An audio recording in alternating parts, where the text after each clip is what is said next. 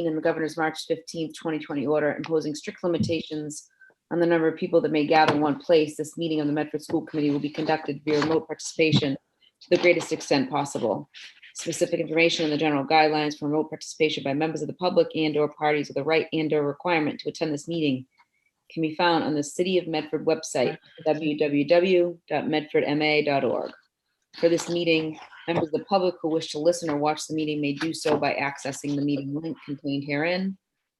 No in-person attendance of members of the public will be permitted, but every effort will be made to ensure that the public can adequately access the proceedings in real time via technological means.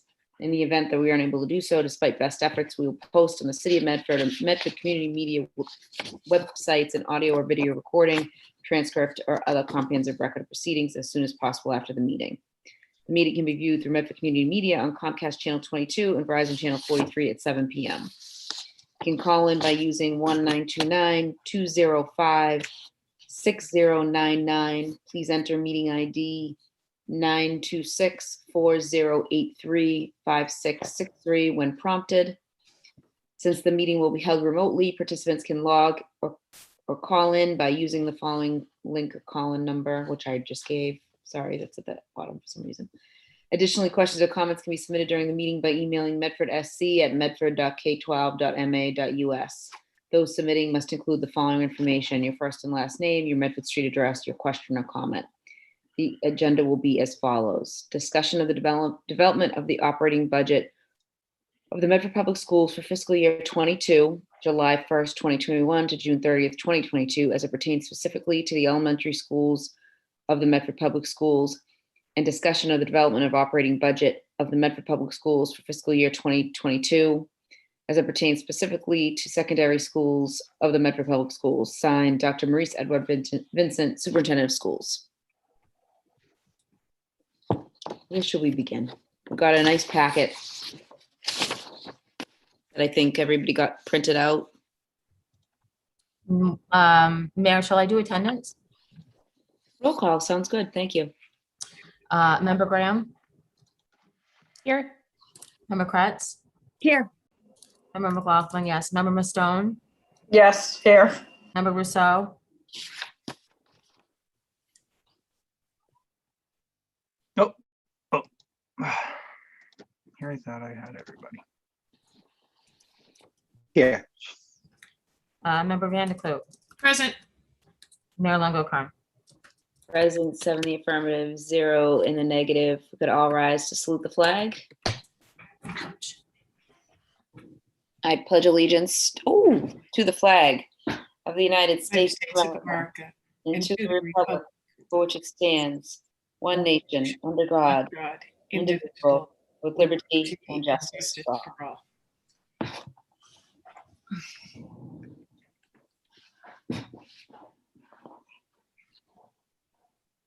Dr. Edward Vincent or Mr. Murphy, if you want to lead us off. I just want to say good evening to everyone. I'm really excited about beginning this new budget process this year. As you all have received your wonderful packets in terms of how the budget is organized this year, in terms of clarity and really being able to understand where the district is, the direction that the district would like to be moving forward in. So I really want to thank Mr. Murphy and the administrators. All the teams have been having their administrative meetings, but I just want to say thank you to Mr. Murphy, Michelle Kingdon, and the members of his team for really working tirelessly to get this to you at this point in time. Today, we're going to be starting off with elementary schools and secondary schools.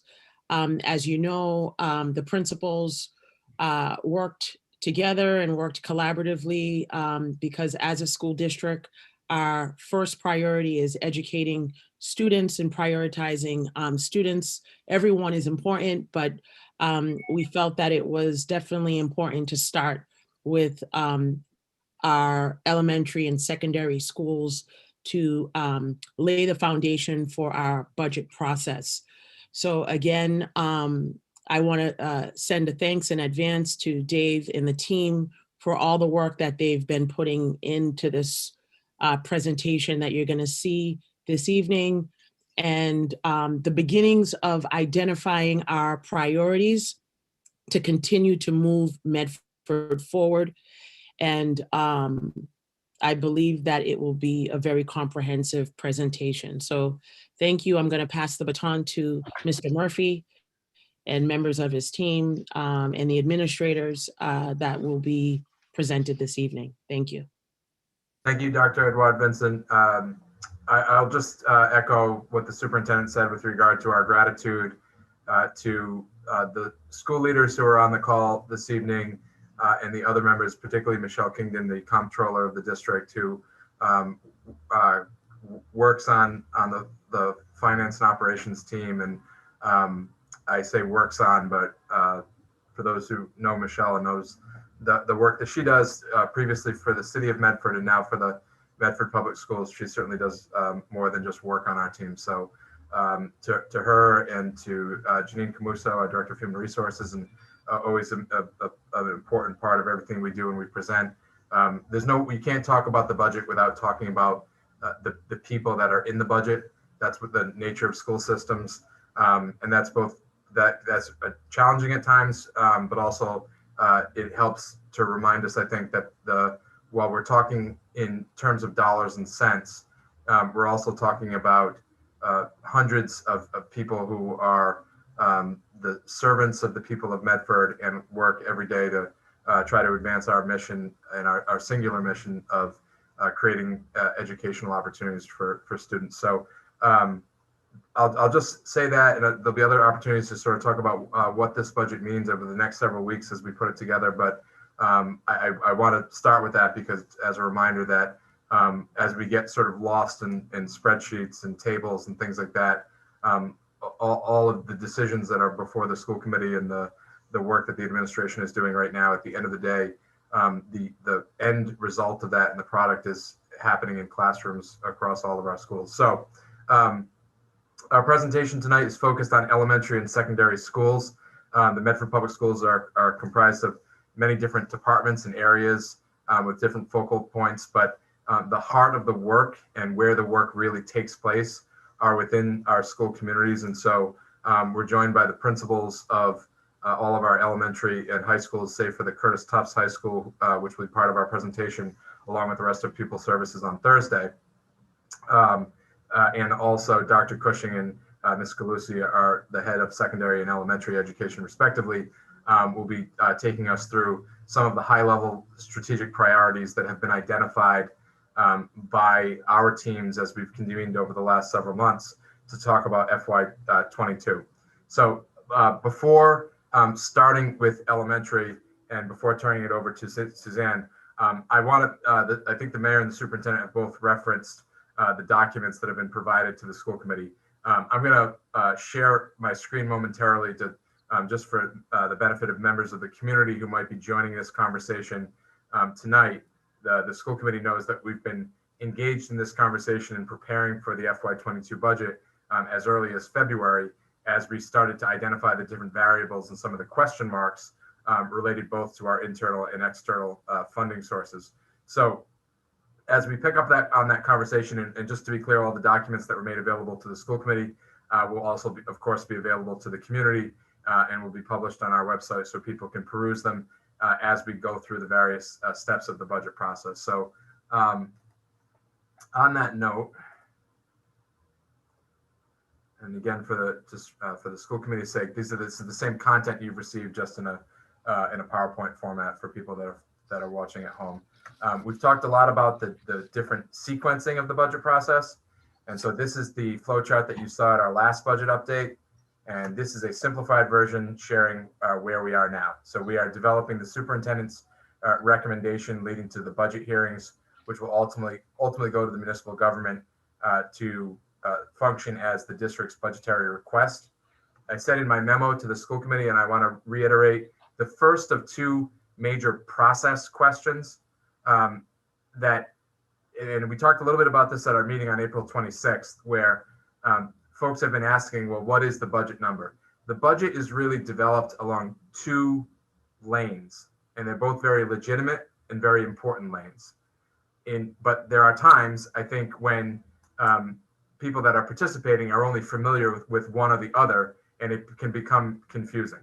So in one lane, the school administration is meeting every day, identifying priorities, identifying efficiencies, and determining how we can make the most of the investment that the Medford community makes in its public school system.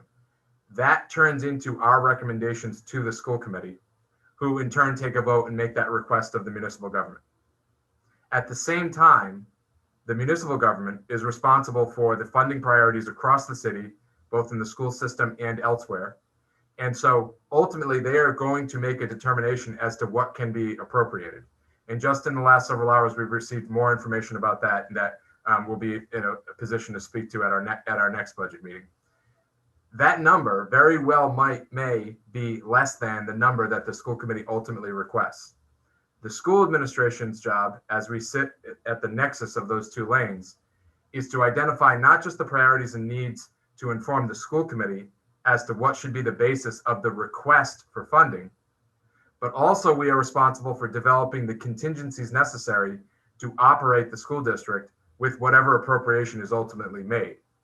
That's not to say we don't advocate or we don't attempt to inform or try to make sure that the community has as much information as possible, but everyone should understand that we are responsible both for identifying the needs of the district and articulating them, and operating the district based on the appropriation that becomes available. So that's one of two significant process issues that was addressed in the documents that went to you, but just for purpose of clarity, I wanted to reiterate that at the outset of tonight's conversation. You've seen this before. These are our funding sources, the federal, state, local, and obviously much more federal funding than normal this year. These are the priorities that staff members, as we were developing these goals and objectives going into the new fiscal year, talking about how do we repair, rebuild, and remediate the issues and challenges caused by the enormous disruption that our students have faced over the course of the last 2 school years. And we're looking at those primarily in 3 sort of umbrella buckets: personnel and staffing, materials and infrastructure, and training and professional development. So those are themes that we do have a miscellaneous category as well, but that's sort of like the leftovers category in Jeopardy. It's anything that doesn't quite fit into one of the previous categories. So you should see those common threads as we articulate these priorities this evening. You've seen this before as well, just articulating that further. You've seen this as well. This is what we presented on April 26th.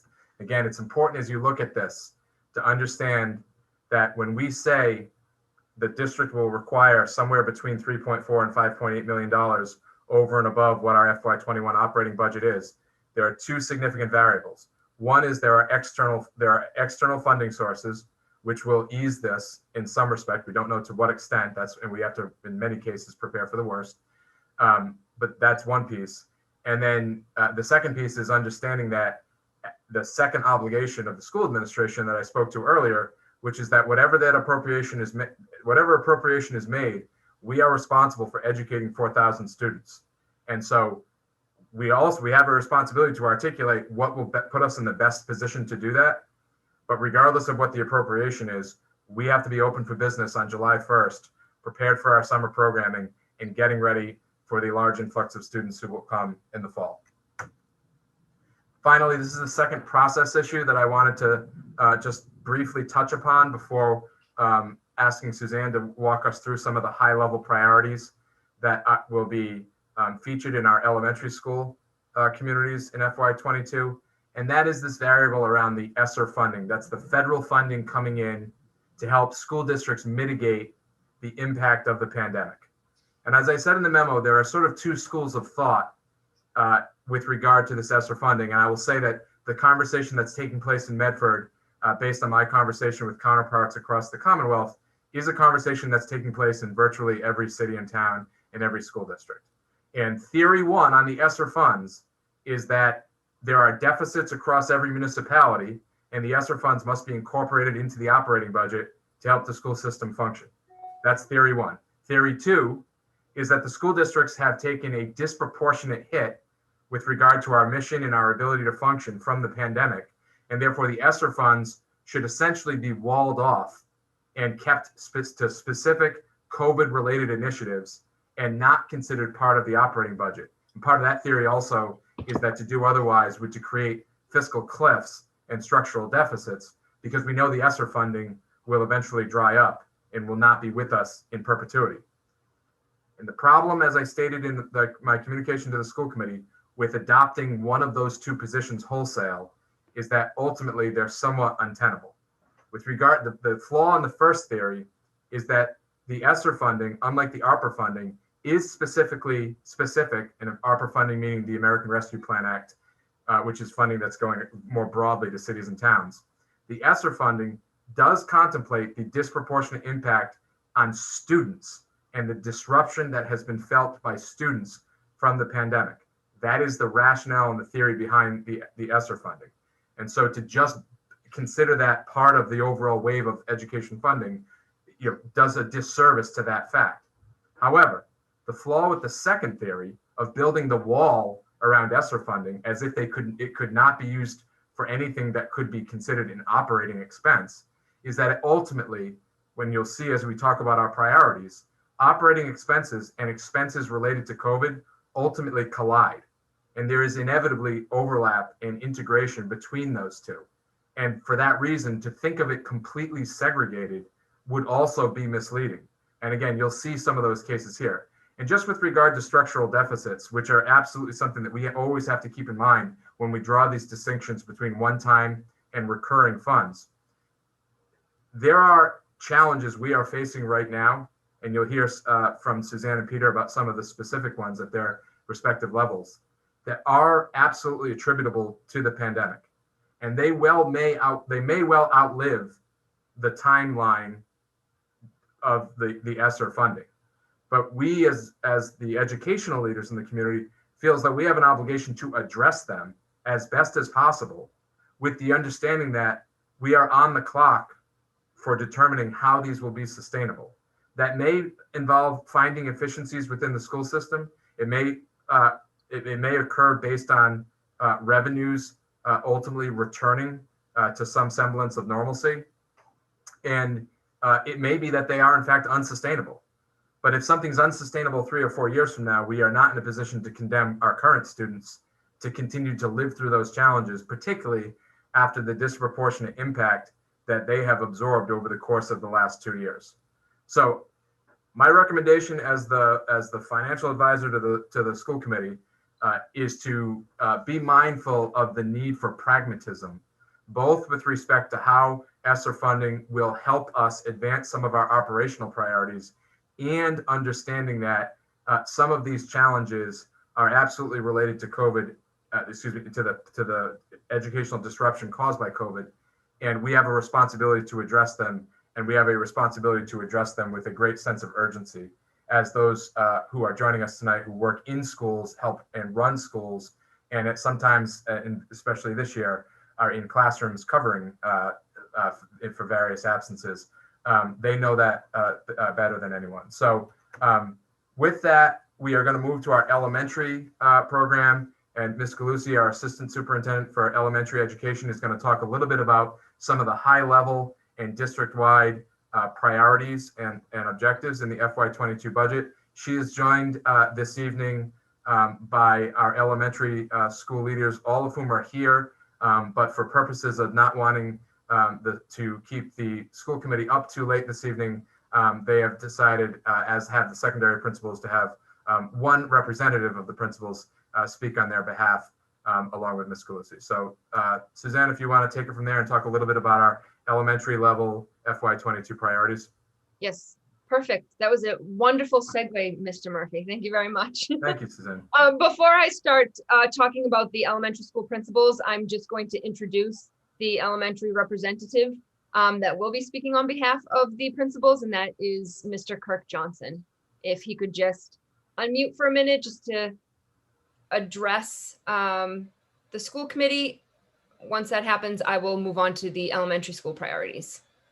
Thanks, Ms. Galusi. Good evening, everyone. Good evening, Mayor. Good evening, school committee, and Dr. Vincent. Thanks for the opportunity to introduce the elementary portion of the FY22 budget. There are a number of phases that led us to tonight's meeting. The first phase of the process involved the four elementary principals meeting together to discuss the needs of our buildings.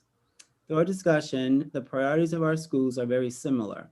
Majority of discussion revolved around the impact that COVID-19 has placed on our students.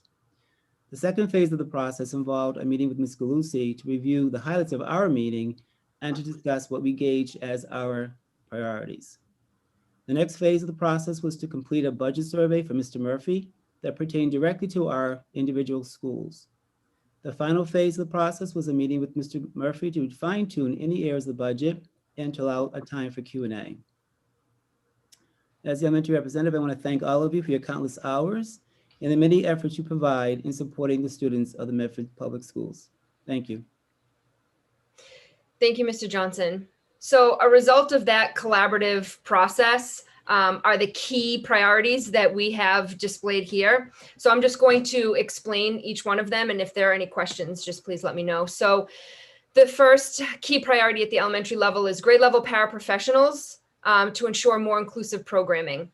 That is just to ensure the needs of students and to support them next year, no matter the setting. So these are grade level paraprofessionals that could be supporting students in special education, but also supporting students in general education. We know that students are going to have needs that are academic as well as social emotional, and having some additional support next year will be very instrumental.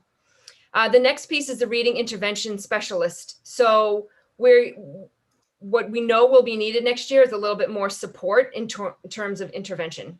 Having additional reading interventionists, especially to target those foundational years that were interrupted 2 years in a row. So what would be next year's second grade and third grade will be really key in making sure that we are giving the interventions and the supports to students that are having a little bit more difficulty closing that gap.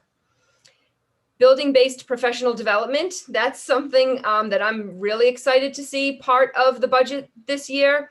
As you know, it's something that's important for principals to be able to have some professional development funding in every year, but especially coming out of COVID. This will allow principals to be able to use some funding that will specifically target some training and professional development within their school buildings, which will be a little bit more drilled down and focused than district-wide professional development. Increase adjustment counselor services. So in my work with Stacy Schulman and in speaking with her, this is something that she's also looking to do, which she'll probably report to you on later on in the week. What she is doing right now is she's reevaluating the support levels at each and every school and going to make sure that they are streamlined for support. Instituting additional specialist programming responsive to COVID-19. So as you're aware, Italian is no more, and at the elementary level, we will be needing a 5th special. This year, we were able to. Just to be clear, the elementary class Italian previously offered in Medford is no more. Thank you, Mr. Murphy. The Italian language still exists, at least. Thank you, Mr. Murphy. No problem. No problem. Just want to provide that clarity. Thank you. People pick up the conversation halfway through. That could be, you know.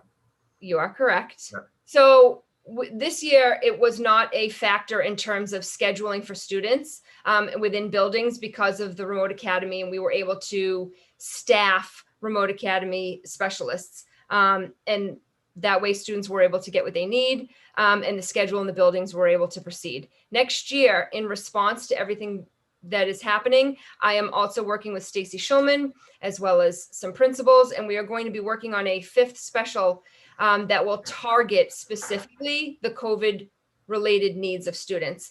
That means we are looking to make sure that we are supporting students' social emotional needs, health needs, and executive functioning needs. One of the things this year that I've tried to really make a priority is getting to the schools and speaking with students and speaking with staff. I also surveyed staff in regards to the 5th special and where they feel the needs are. And it was kind of overwhelming, the supports that the educators feel that would benefit students next year is giving them a little bit more time focused specifically on learning and academics so that the SEL needs are continuing throughout the entire day. also with a little focus on executive functioning skills that may have been lost this year. Finally, the Zainer Blauser program, which I know was presented to the school committee prior to COVID and was part of our initial budget needs before COVID hit in March. That's circling back again. As you are aware, if not, just a little refresher, Jan Hollenbeck worked with the principals and assistant principals for the past year or two, trying to get the Zainer Blauser program here, which would be a focus of printing in K1 with a refresher in grade 2 and a cursive writing program for grades 3 and 4. And that covers the elementary priorities. If you have any questions. Yeah, so I think, Mayor, my recommendation would be that we move to secondary and then we take the questions sort of as a group and navigate through. I just wanted to just put a couple of punctuation points on the elementary stuff.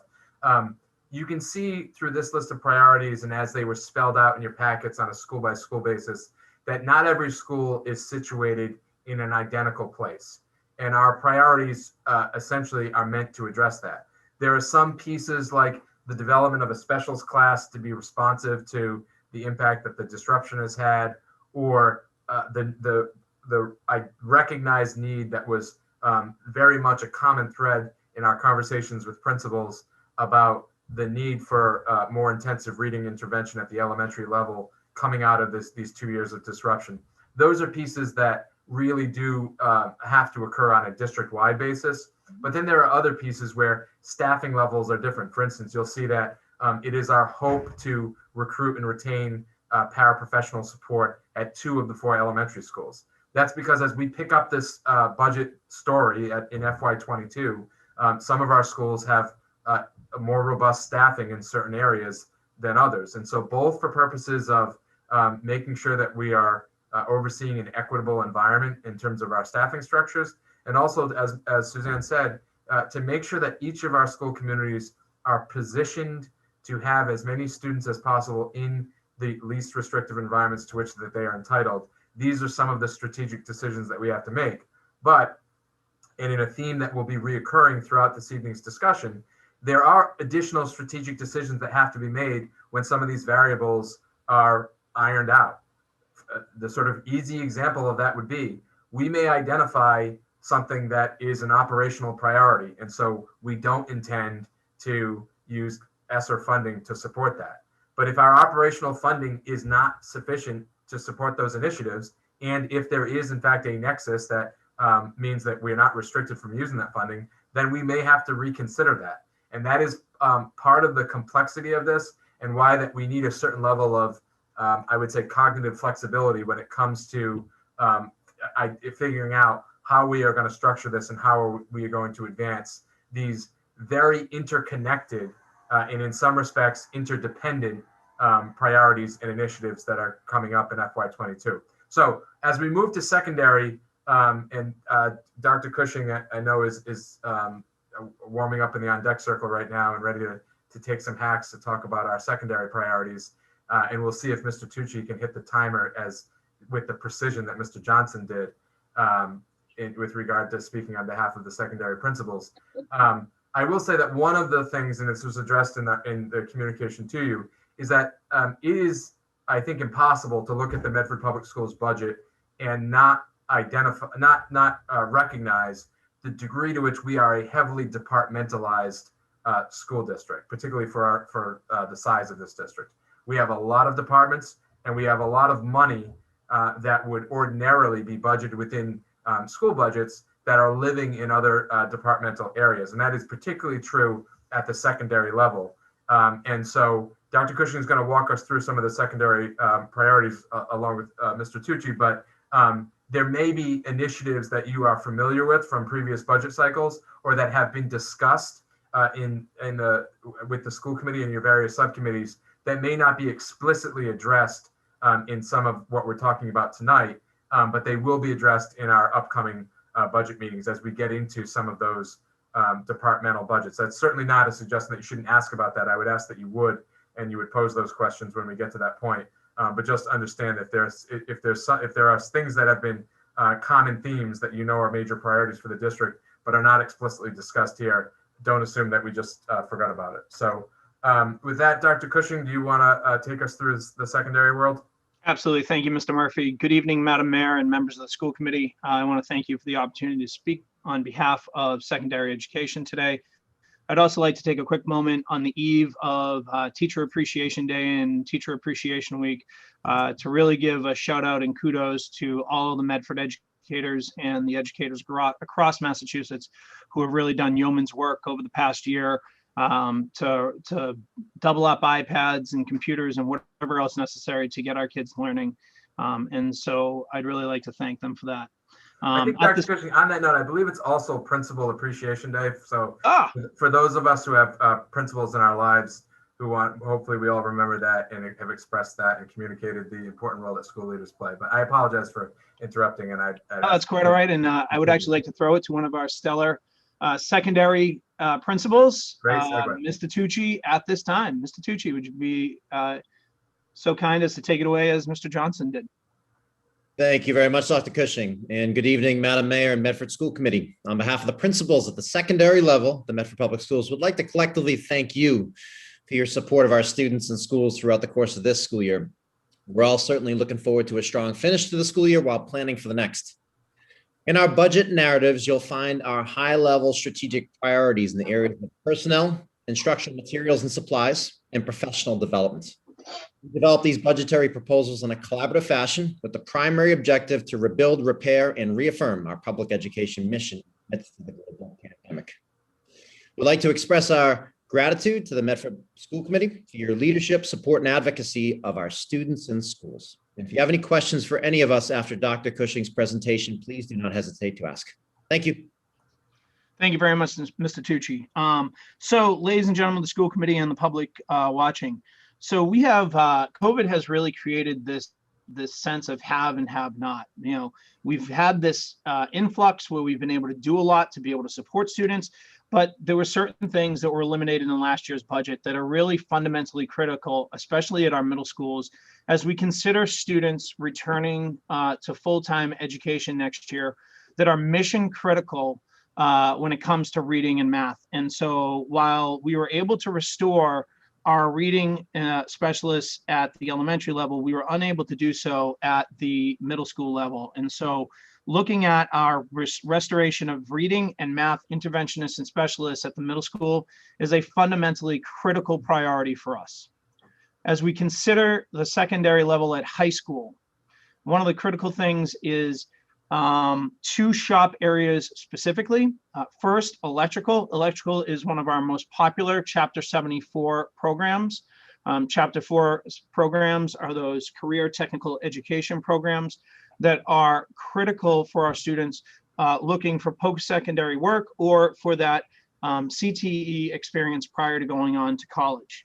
The electrical program is well subscribed and would benefit from having an additional electrical instructor, and space within the high school has already been identified and is currently being worked on to alleviate the current strains and stresses of that program. Another program, CCL, Construction and Craft Laborers, is one of only two of these Chapter 74 programs in the entire Commonwealth. This positions Medford students to be highly marketable in this field when they leave Medford High School. We have a very strong association with the trade association / labor union in the state, and they are very invested in Medford students and hiring them once they have graduated from Medford High School.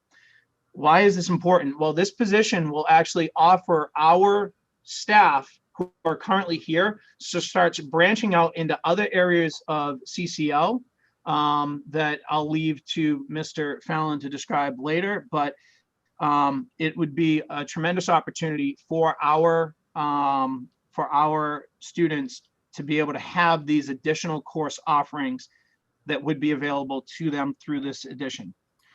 There was a social studies position that was cut last year at the high school. And so what this does is it limits the amount of electives that we can offer. For those of you who don't know, as I've mentioned before, the mass core really locks up what students are able to do to a certain degree. And when they reach junior and senior year is when they start to have a little bit of flexibility in their schedule, which is where they want to start taking these exciting courses that are their electives. And social studies offers them some of these courses. So this position would allow us to start putting those courses back into place. One of our budget cuts was an ETL, an educational testing liaison at the Andrews Middle School. So the restoration of that position is fundamentally critical to support our students with special needs as we move forward from the pandemic. All right. Another area that is really critical for us as we consider secondary education, and Ms. Galusi spoke to this in elementary, but want to make sure that you fully understand, giving principals fiscal resources to be able to support professional development within their buildings, and to be able to lead their staff with appropriate resources and appropriate supports to be able to make decisions in line with this district priorities around building-based professional development. It is really critical as a principal to be able to have these opportunities and to build staff capacity as we move out of the throes of this pandemic. Let me just look at my notes here real quick. All right. And so the other big thing is, moving forward, we'll be presenting curriculum initiatives and various assessments to be able to help support our students as we come out of the pandemic. Those we'll be discussing in future weeks with the committee larger. And then the other critical piece is that we're doing sufficient work to support the social emotional needs and health services capacity of our students, so that as we come out of the pandemic, the toll, the trauma that has been inflicted on our students, and to a certain degree, our teachers as well, that we have the supports in place to be able to support our students fully, both in the classroom and outside of the classroom. And so at this time, those are the primary high-level priorities that we've identified at the secondary level, but these are critical needs as we move forward into FY22. Thank you, Peter. And so I'm just going to I'm going to advance one slide so folks can see an excerpt from, I'm going to try to advance one slide. Hopefully that says the Brooks, because I can't really see it with how my windows are, but this is an excerpt from the packet that you've received previously.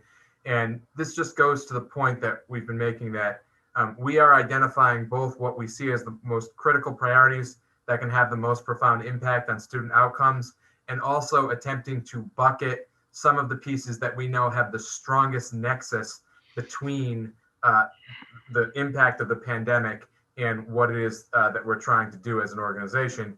And so by identifying those, we are in the process of essentially building our ESSER 2 and ESSER 3 budgets, understanding these are one-time funds, and we have to always keep that in mind. And also that the funding right now, it's a healthy amount of money, $7.6 million between ESSER 2 and ESSER 3 combined, but that's to extend over a very long period of time, at least from a budget cycle perspective. And so making sure that those are sustainable and are being prioritized accordingly is part of the strategy work that we are involved in right now. So hopefully through Dr. Cushing and Ms. Galusi's presentations there, the committee and members of the community can see some of the common threads that are helping to inform the development of the FY22 budget. As I said before, that we are a heavily departmentalized organization. And so some of the funding priorities that you're seeing here are very much related to and hopefully congruent with some of the priorities you'll hear as our department leaders present over the course of the next 2 weeks. And our responsibility is to sew together these different priorities in a cohesive and coherent manner so that the FY22 budget advances those strategic goals of eliminating or reducing the learning and opportunity gaps that have been caused or exacerbated by the pandemic. So that's the common thread, that's the narrative, that's what our objective is. And we'll be happy to field your questions and take your input as we continue this deliberative process of putting together a recommended budget that you could then approve and turn into the Medford Public Schools budgetary request.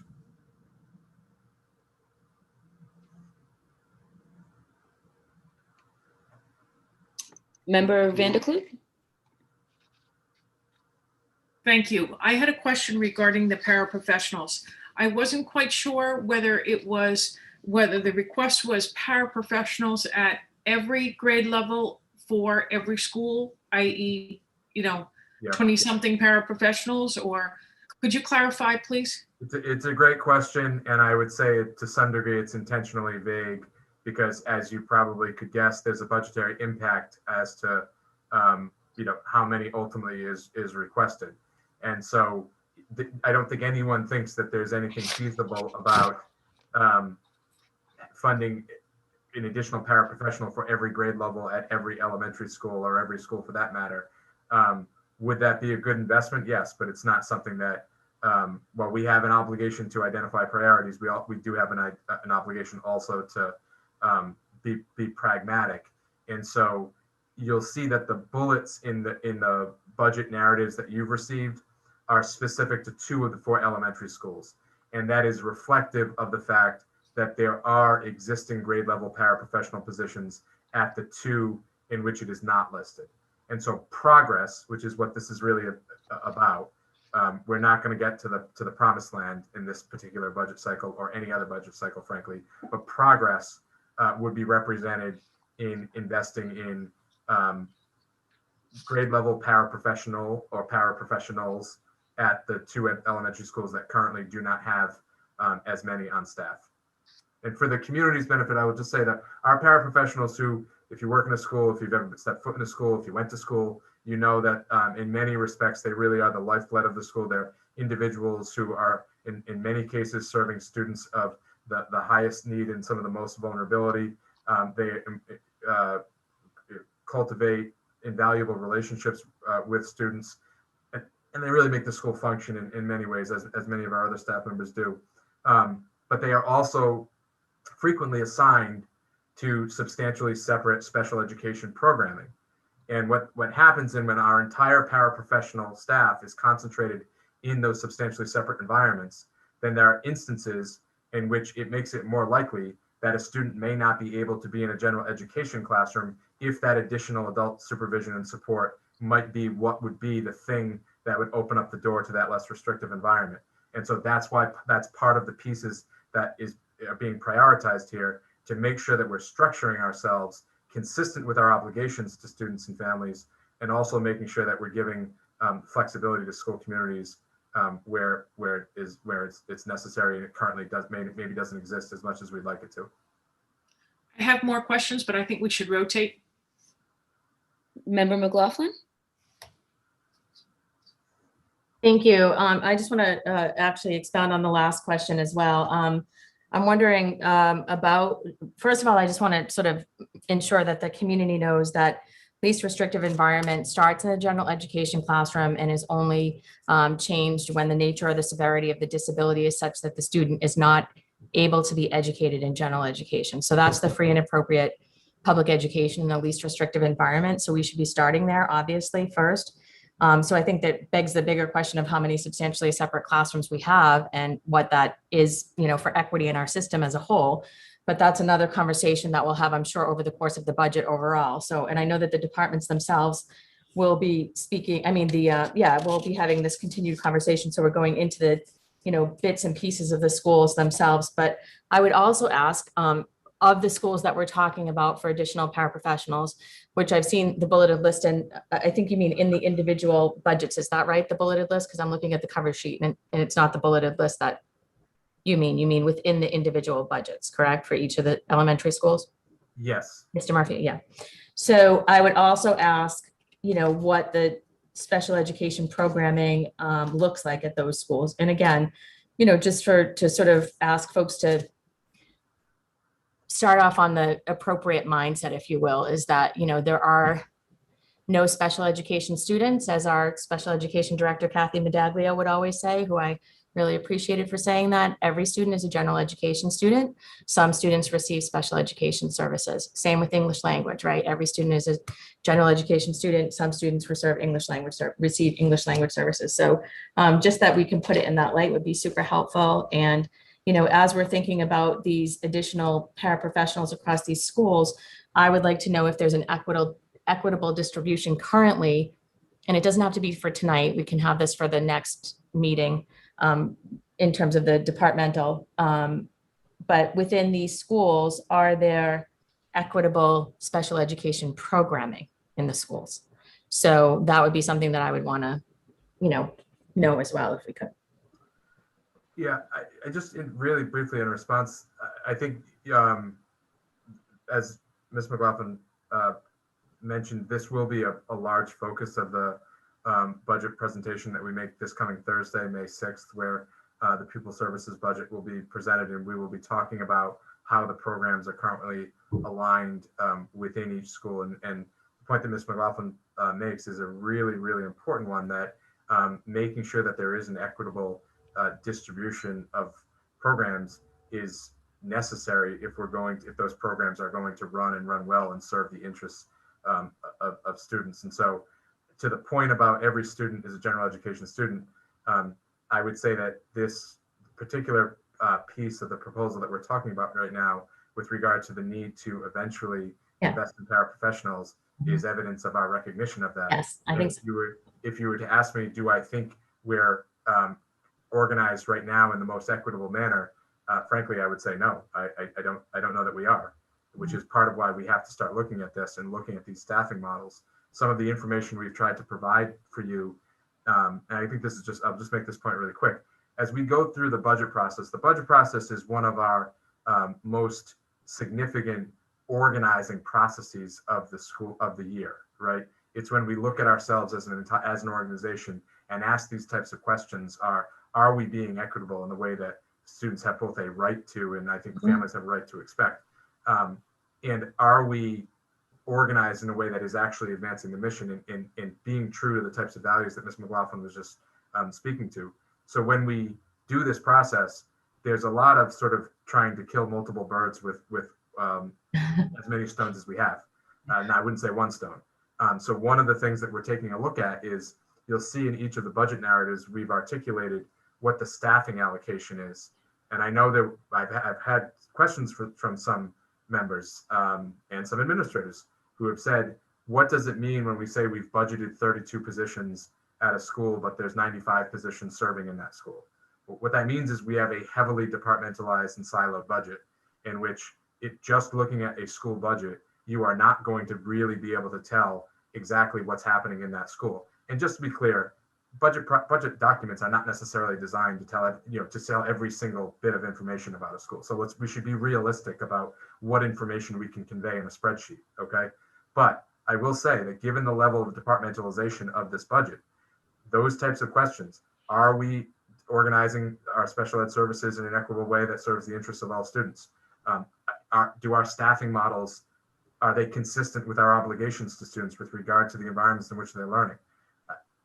I would say at a minimum, there's not as much evidence of that in our current budget structure.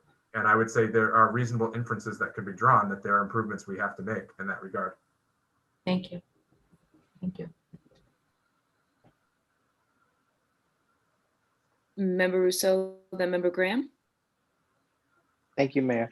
Are we assuming for this entire budget that elementary students will be coming back, all of them in the fall, since there probably won't be a vaccine for them yet?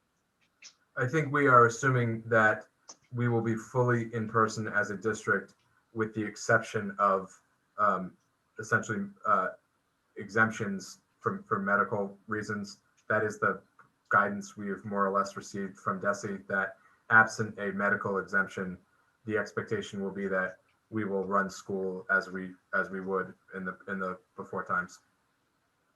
And are we planning to continue pool testing until vaccine is generally available to all students in grade levels? We're definitely planning to continue testing. I expect it will be pool testing.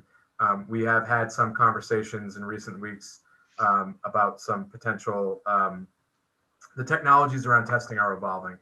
And so exactly what testing will look like by September, I don't know right now, but I think testing is unavoidable, inevitable, a certainty, at least for the beginning of the school year. I think there's a chance as the school year goes on, we will have to sort of measure that and determine, what is it exactly we're testing, and hopefully by, at some point that I'm not going to speculate about, but I hope it'll be in the 21-22 school year, we'll start to ask the questions about how do we move to a system in which we test when it's necessary, as opposed to our general surveillance testing of just by coming in the building, you're having your nose swabbed. Thank you. And I'll ask one more question before letting others ask questions. In our June of 2020 budget, we created a document that was sourced from the department heads. That document identified over 25 FTEs just at the elementary level. 9 tier 2 interventionists, literacy leaders, math leaders, lots and lots of staff at the elementary level. And I know we have some people restored. I guess my question is, can we take that list, which is only a few pages long, and sort of create another column, indicate what of that has actually been included in this budget or restored through other methods between then and now, so we can have a differential, and then perhaps have a conversation around why did we say we needed 9 tier 2 interventionists at the elementary schools and we're adding 1 per school or none. I think that would be a useful conversation. So thank you. I agree, Mr. So I'm happy to put that together and circulate that to the committee. It's certainly, that document was informative in terms of sort of spelling out the universe of needs that had been identified during that budget process. I will say that when we provide that documentation to you in the coming days, one of the things you'll see, as you suggested, a number of those positions were addressed, or in some very few circumstances are in the process of being addressed.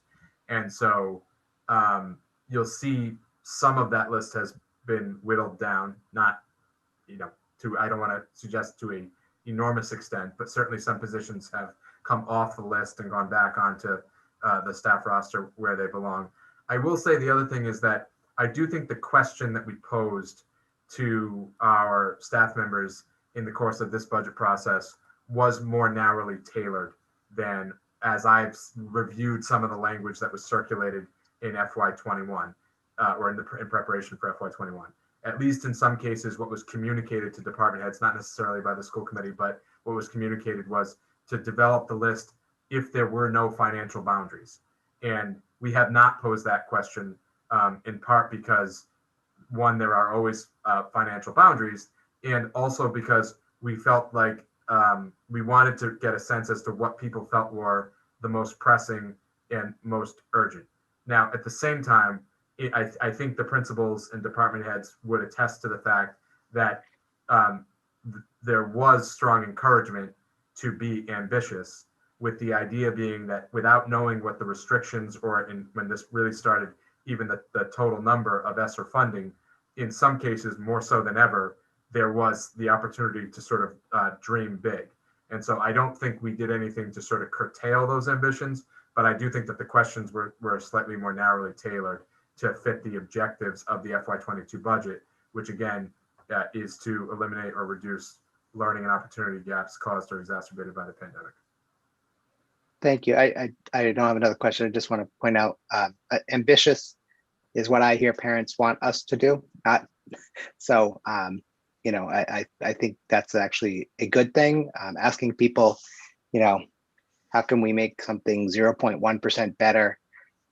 I don't think any of us on the school committee ran so we can make things 0.1% better. And I don't think the voters are interested in that kind of level of incremental improvement. So ambitious to me is absolutely should be a pretty major goal. Thank you. Thank you. Member Graham, then Member Kretz. I think my first question is, are we going to talk about high school tonight? Because I thought we were going through the whole presentation before we fielded questions. We did, that was included in the secondary. So the reference to the chapter 74 positions, the electrical position, the construction craft laborers, the humanities position Okay. for 12th grade. I think we can expand upon that. Although I will say, as I mentioned, I think the departmentalization of the budget affects secondary and especially high school more so than the other levels and the other schools. So some of the initiatives I think that you would expect to be hearing, you'll probably hear more at the departmental level. But certainly if there are any specific questions, I know Mr. DeLaver, Mr. Fallon, and Dr. Cushing and myself are happy to weigh in. Okay. I think that the main question I had about elementary, I mean, I think there's plenty of questions to be asked, but when we talk about this restoration of this special, I understand in concept what you described as the need, but I do not practically understand, like, what does that mean from a staffing perspective? Like, I don't see a staffing ask associated with supporting this special, or like, I can't picture in my mind what it looks like. So I was just curious, like, is there a budget implication to what is being recommended? I'll speak to the budget implication first, and maybe Ms. Galusi, you could speak more to the instructional component and why this is critical at this time, particularly. There's a few different elements to this. One is we want to, and so I'm sorry, I almost just dived into the instructional piece that I just said I wouldn't try to answer. So I'll stick to the budgetary piece. It's going to be about 3 FTEs. That's our estimation in order to be able to fund the positions across all 4 schools and have a staff member positioned to be able to logistically schedule this. There are some contractual compliance issues related to this, although that's not what's driving it. And again, we do see a nexus here with regard to COVID. So in terms of the just sort of basic question of a budgetary impact, you're looking at $180,000 to $190,000. Suzanne, do you want to? And is that represented in this packet somewhere? It is, yes. I will say, and it brings up another point. So all of this, there's no line item that doesn't have personnel implications. And as you can see, we are not coming before you today and saying that we have to prepare for a substantial reduction in force. In my conversations with union leaders and over the recent weeks, I've said that this is sort of where we are right now, but that we're not in a position now or really ever to make representations to say that there would never be any type of adjustments in that sense. But when we look at where there are what we can do in sort of the existing budget and what is going to require our using other levers to free up funding, we typically are able to get to a place where we are able to say this is the potential add-on if we move in this direction, adding up everything else for the time being. So right now, that would be about a net gain of 3 FTEs if we were to have a 5th special incorporated into the elementary schedule. So it probably says something like sufficient staffing for the equivalent of, or something like that. I'm not sure it says explicitly a 3.0 FTE, but that is what that would amount to.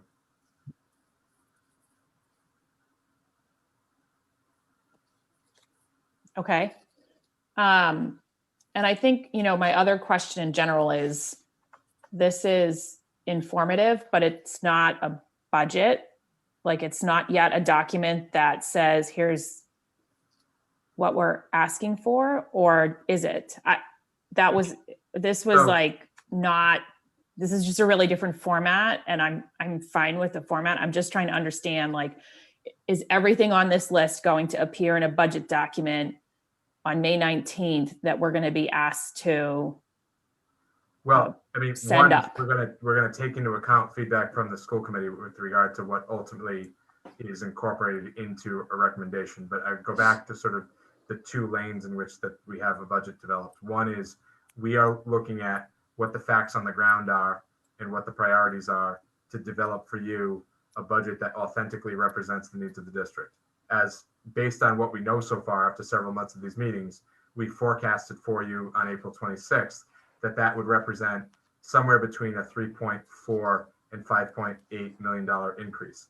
Obviously, the high end of that is a very, very substantial increase. But if you'll recall, we talked about the three buckets that represent that potential increase. And that includes fixed cost increases, things that are coming in this next budget, regardless of the strategic decisions that we make. That's contractual increases. There are some fixed special education increases that we'll talk about on Thursday. That's about $2 million. Then there are up to $4 million, which there are decisions to be made.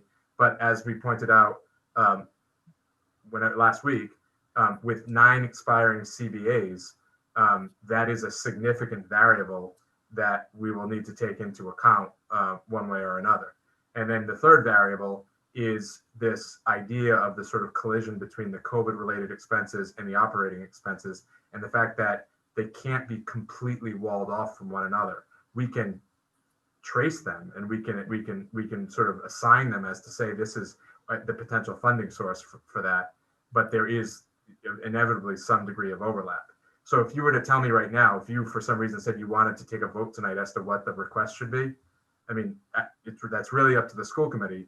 I wouldn't necessarily, based on the facts we have, recommend requesting something in excess of $6 million over the FY21 budget, because based on the facts that we have right now, again, as I said before, I think the way I put it was we would need some additional strategic planning to happen in very short order in order to make good on that investment.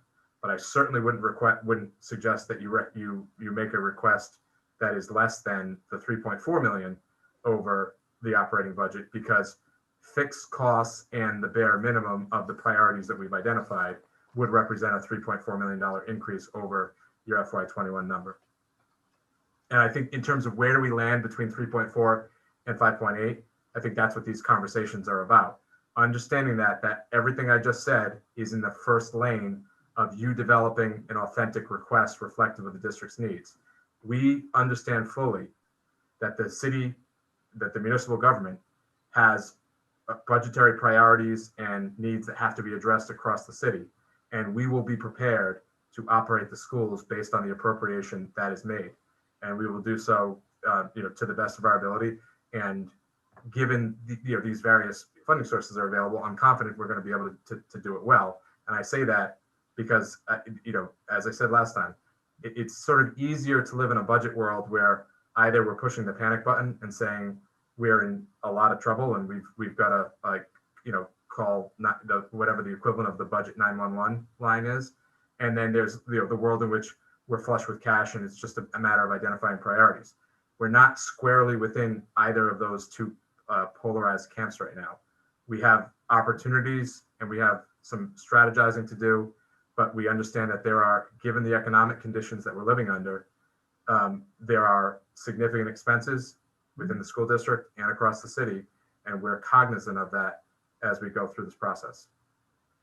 Yeah, and I would say, just sort of comparing this to past budgets, this budget is more ambitious than any budget I've seen the district put forward before. And I think in part it's due to sort of our alignment with the best practices and how budgeting should come together at the school level. So I do think when I read through this, I was like, yes, yes, yes, yes, yes, yes, all these things are needed.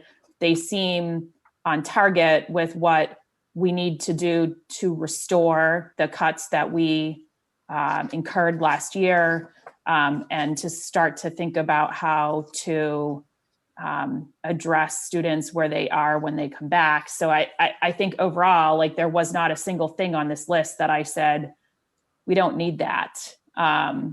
We could live without that. I frankly think the whole list is a yes, if we're like saying what we like, or what we think is needed.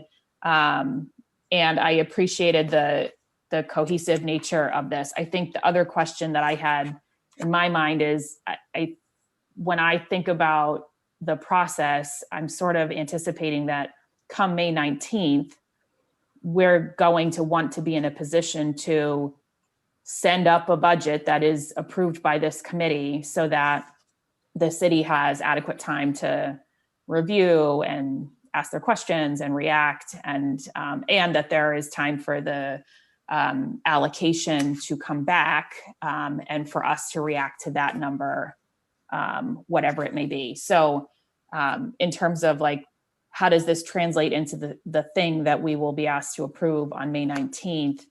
I think the priorities the superintendent has outlined are on point and do a pretty remarkable job actually of blending sort of moving forward with restoring damage in lots of different ways. So thank you for the hard work. And I look forward to seeing all these numbers come together. Thank you. Thank you, Member Graham. We have Member Kretz, Member Stone, Member Rousseau, Member Vanderklut. Thank you. Thank you for the reports. And it's been a great presentation so far. So I was looking at the details that we got in the draft recommendations for the elementary schools. I'll just start with the elementary schools first. And I something that caught my attention was under the additional budgetary priorities, it was listed, 3 of the elementary schools have listed a water filling station and procurement of additional playground equipment to coincide with plans for additional organized play and social engagement. So my first question, for the water filling station is, I think that's a fantastic idea. I definitely think it's more sanitary to have water filling stations where, where they can't go to the bubbler and they need to fill their bottles. So is that something that we are going to get funding from COVID funds, and we could wait and to get that funding and then maybe possibly install additional water filling stations at each of the schools in the entire district? Yeah, that's a great question, Ms. Kretz. I appreciate you raising it. I hope that, so this is an example, as I mentioned earlier, about how some of the schools are in different places. And so certainly it's going to be a key priority for us to make sure that sanitary, healthy, accessible, clean water stations are available at all schools. But it may be the case that some schools are, for various reasons, sometimes it's PTO funding, sometimes it's luck, sometimes it's, there's a lot of reasons that sometimes schools get out ahead of each other from time to time on these types of expenses. So we'd want to look very carefully to make sure that whatever we're doing consistently across the board. And in terms of whether that particular issue, and I think it's in the row of additional funding priorities that are worthy of consideration. So what that essentially, that category, and if you remember the table, there are 4 rows. There's the piece that says long-term, which basically means we have to do this, but there's no sort of like practical plan to do it in FY22, although again, we keep an open mind and we see what happens with regard to that. And ultimately it's the school committee that decides what you want to ask for. There's the FY22 priorities that we say from an operational perspective, and I'm using the term operationally broadly here.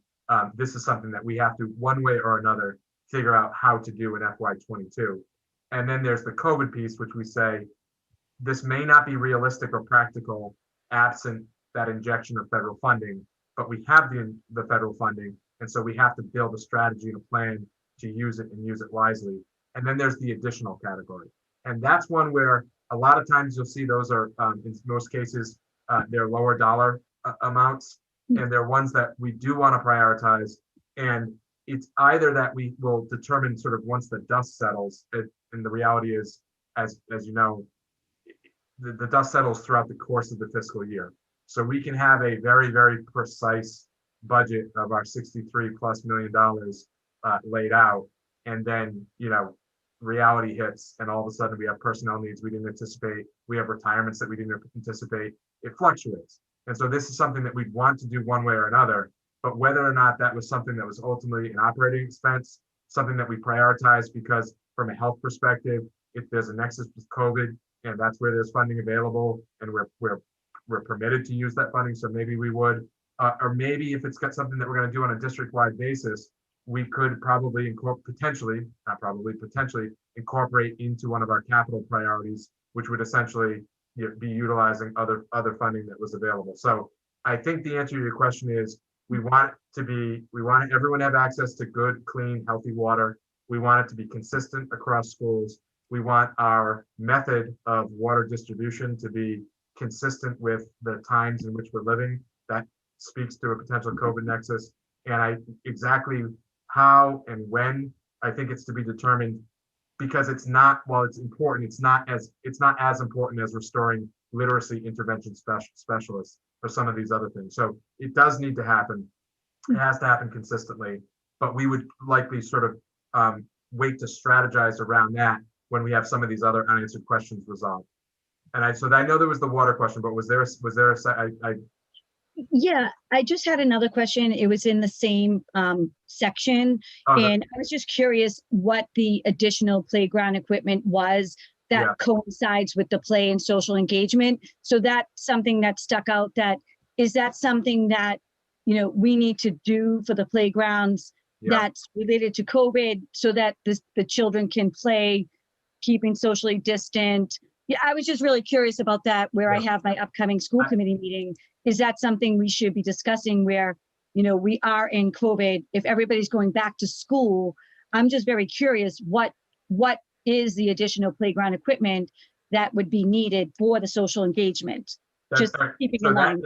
Ms. Gress, that's another great question. I think it's a great opportunity for some of our principals, without putting anyone on the spot, to potentially speak to some of the key educational implications of that type of investment.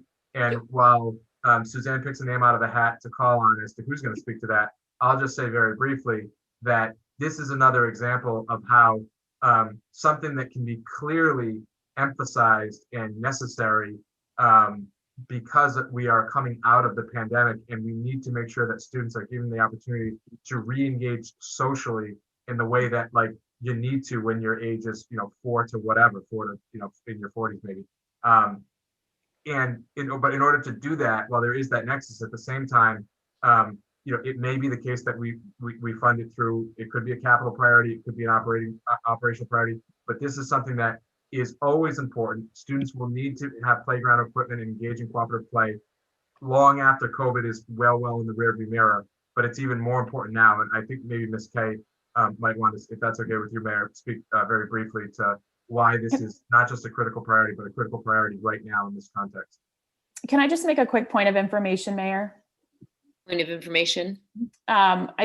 Member Kretz, I just wanted to highlight for you that the 4 elementary schools intended to submit grant requests to the WIN for water filling stations. I think 1 for each floor in each building. I know that some of the elementary schools were successful, but there was a problem with the application, which was due Friday, where it shut down. It was shut down on Friday morning. So I'm not clear that all of the elementary schools got their grant request in. It was the intent that they would all send the same thing. And I'm not sure that they all got in because of the application issue. But the intent was to try to lever that grant funding to provide some support there across all 4 elementary schools. Thank you. Thank you for providing. Is there a question in that point of order? It was a point of information. I was just trying to provide Member Kretz some information. You just have to request information on a point of information. Just pointing that out because I know I've got it confused in the past. The city council used to do it wrong. Well, if the request was whether or not that happened, we'll look into it and get back to you. So that's my request. Yeah. Thank you. There we go. Okay. Thank you. My request shall be granted, but in this case, she's off my screen. Did she leave? Oh, She's ready. Okay. So is that my turn, yes? Yes. Please, okay. So to the playground equipment piece of it, it was definitely noted that what we did at the Columbus was we had some things that the kids could structure play. So there were 2 curved handles with a beanbag that they could throw back and forth to each other. We had some relay race areas that we were able to set up, hula hoops, jump ropes, those kind of things that we sanitized between play. And what I noticed was the kids were outside, they were actually arguing less, playing with one another more, getting a lot more exercise, a lot less injuries were taking place when the kids were using these things. So oftentimes when they go outside, you know, the kids, I want to play ball and someone else wants to play something else. But if someone's a little bit more forceful, then there's a child who maybe doesn't get to play what they want to play on a regular basis. And arguments might ensue. And, you know, this was just, it was structured. So they went out there, the teachers took the kids to a station and they rotated through it all. So like structure is the basic word there, rather than just, okay, it's recess time, go outside and play. They could play on the playground equipment and that was part of their rotation, but they had these other things available to them as well. And they just seemed to really be having a much better time, a much safer time.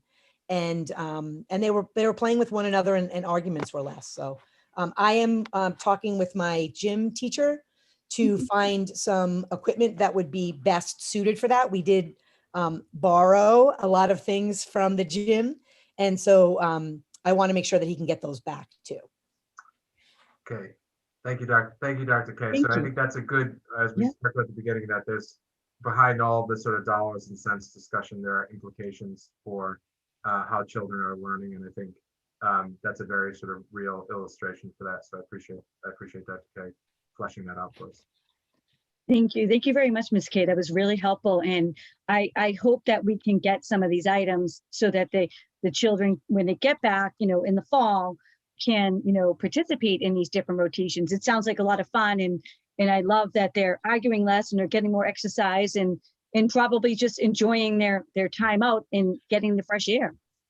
Thank you very much. Thank you. Member Ms. Stone. Thank you, Mayor. Mr. Murphy, I don't know if it's possible for you to share one of the slide decks that has the superintendent's draft recommendations, any school, anyone, Sure. just so people know what I'm referring to. I'm happy to do that. Thank you. It's hard to get a visual or for me to explain it accurately. So this is the cover sheet, and as we scroll through, you'll see that. Right. So you can just go to the first one you see that has the, yeah, that's great. Where'd you go? No, down further. Yep, The one that lists critical FY22. There Yep. we have it. That's great. Sure. So I just want to talk about this slide or this part of the budget because it's for all the schools. And as people can see, it says critical FY and the example of textbooks. And the next one, long-term budgetary priorities, literacy and math coach positions, which we all know are necessary. And then additional, like Member Kretz said, the water filling and playground equipment, which we know is important. So Mr. Murphy, I'm just wondering, because I understand that everything is so departmentalized here. So these numbers on the right were not in this school's budget at the end of this part of this school. So are these budget line budget items going to be under a different department? Or are these something we would add to the end of this elementary ed budget? That's a good question. And there isn't really a uniform answer to that because I do think there are some decisions that should be made after this budget is adopted with regard to how the budget is organized.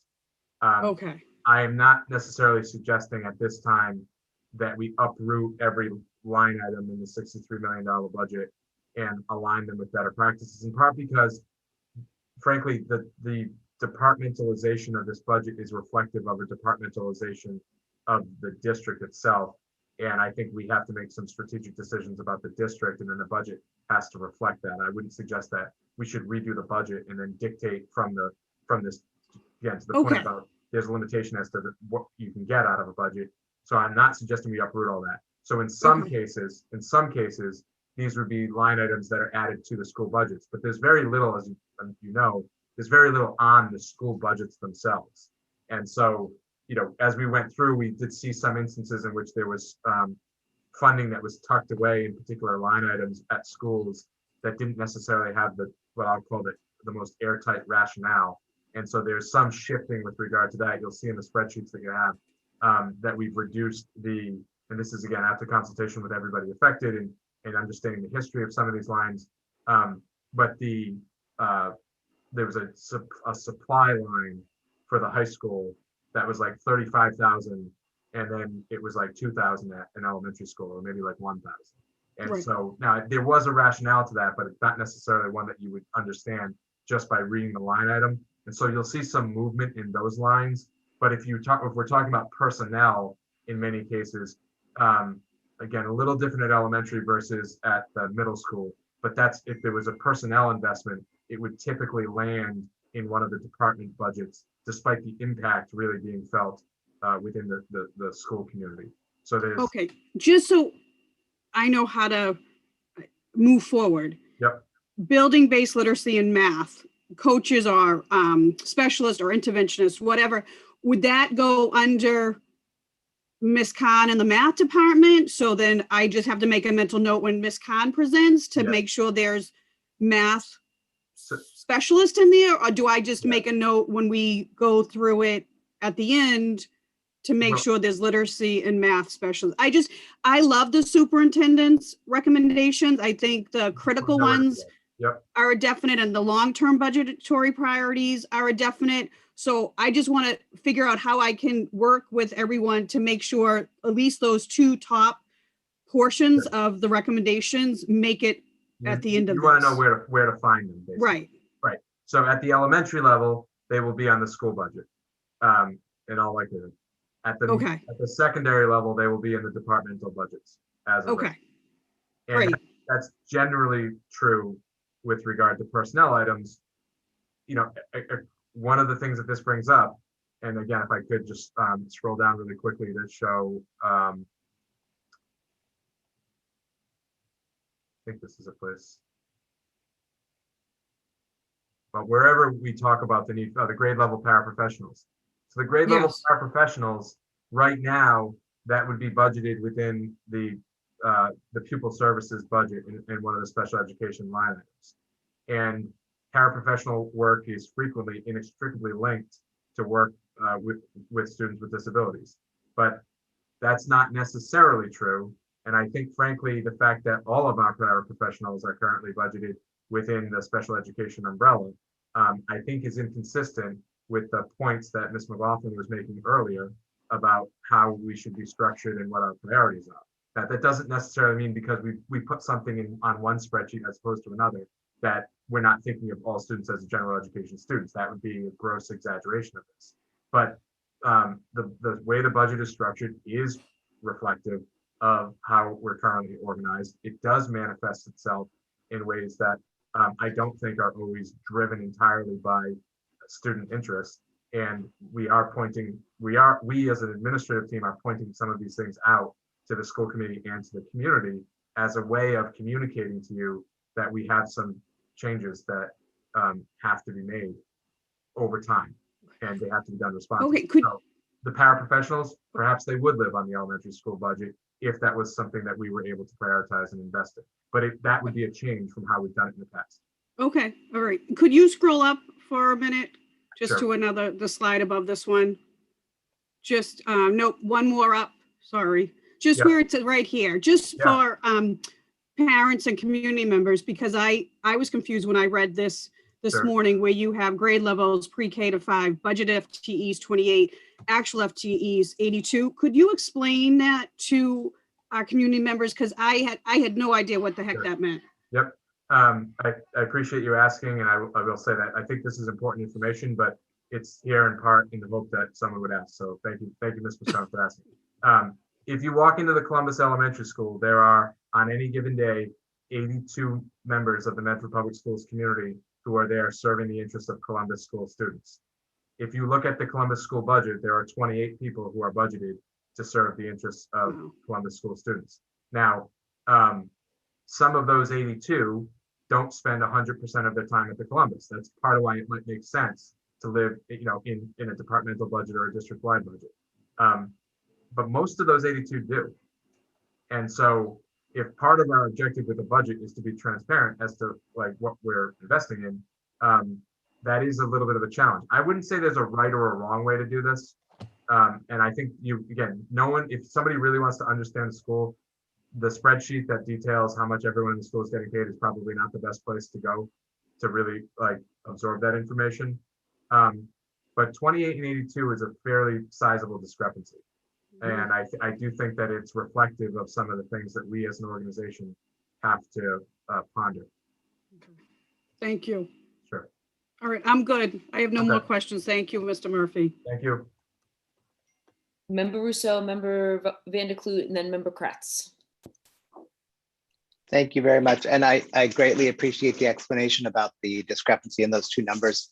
I think the middle school one is the most fascinating one, which appears to show 4 people working at each middle school.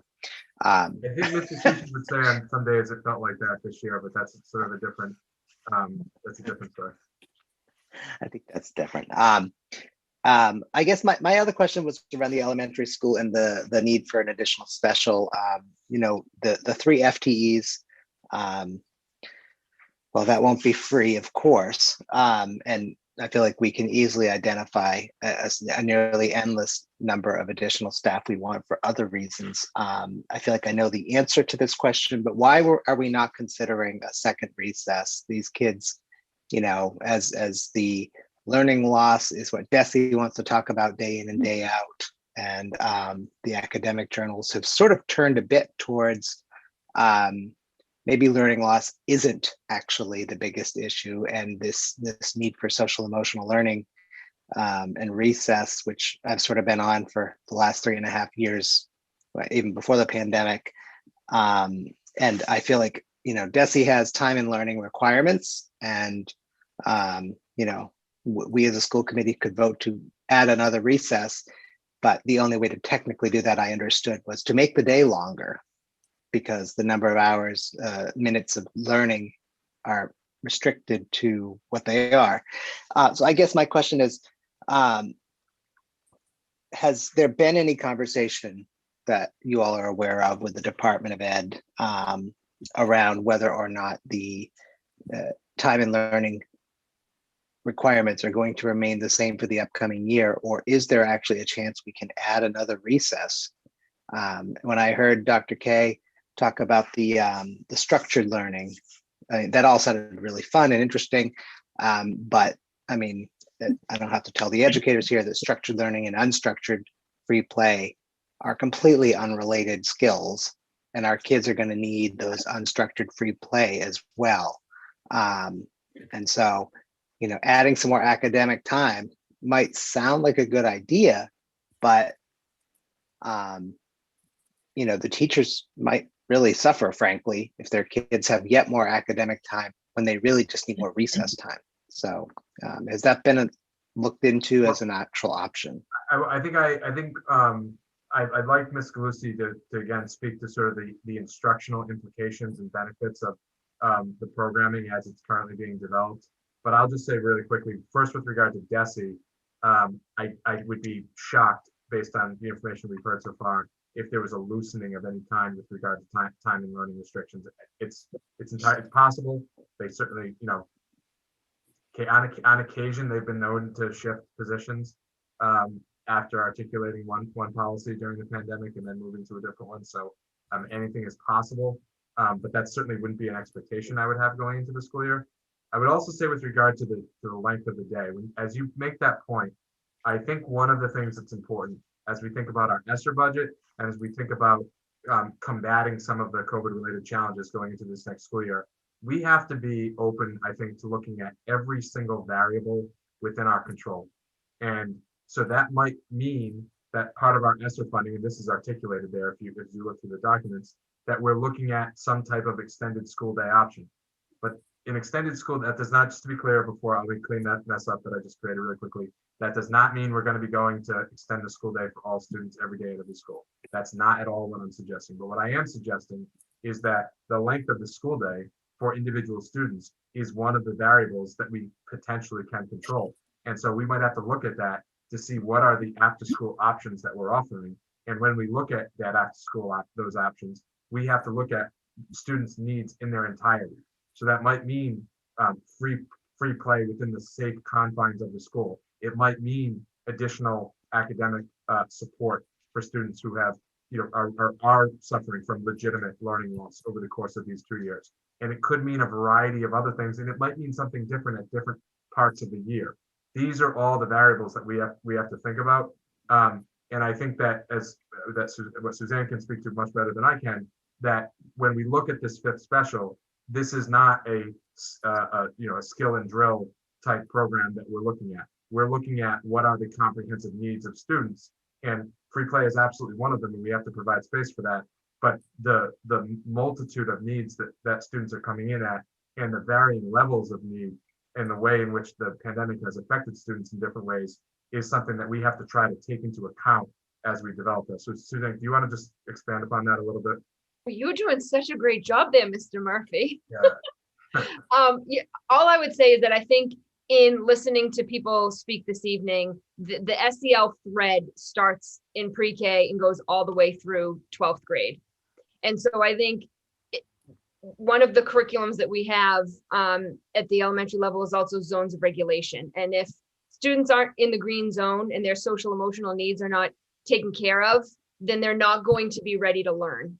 And so we know, I mean, I'm a mother myself. I have two very different students, and one fits very nicely inside the box and has done well the past year and a half. And one of my children is not even anywhere near that box and has had, her struggles. And so I think we know that when students come back to school, they're all going to be at different places. And part of this special is going to focus on those social emotional needs, in addition to what teachers are doing on a daily basis, 6 hours that they have those students, but also weave in some of the executive functioning skills that were missed and lost during children being at home.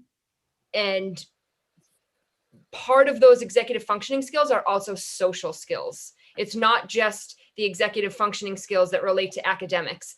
Some of those are the social skills that will also be worked and enhanced. The other piece that I do want to say, where there is somewhat of an unknown for next year, currently right now, and the principals could speak to this as well, but I know many of the grades, especially on nice weather days, they're taking the students outside for a snack.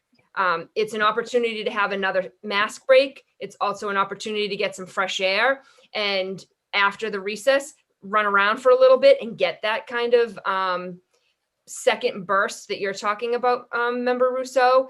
I would imagine that if we are, time and learning is very important, but if we're also returning next year with masks still in place, a similar schedule and requirement is still going to be happening, where we're going to take those opportunities for lessons as well as snack to be outdoors.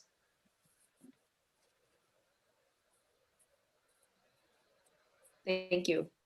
Member Van de Kloot and then Member Kretz.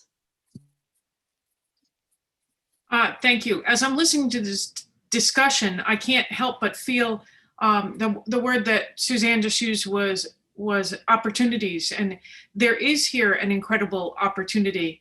Part of it will depend on how we structure it and how creative we can be in terms of meeting the needs of our kids, but also providing that sort of, like Paul suggests, extra outside time, extra time where social and emotional needs are met.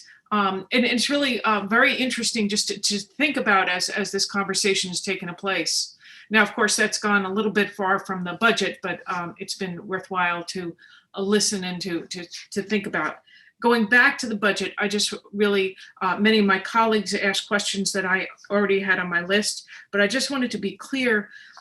If before you were on, for example, it happened to be the Columbus School, but there were other things listed, like replacing outdated Chromebooks so that we could maintain the pandemic purchases, or replacement tiles. I assume that we'll be discussing things like that in the particular under different parts of the budget.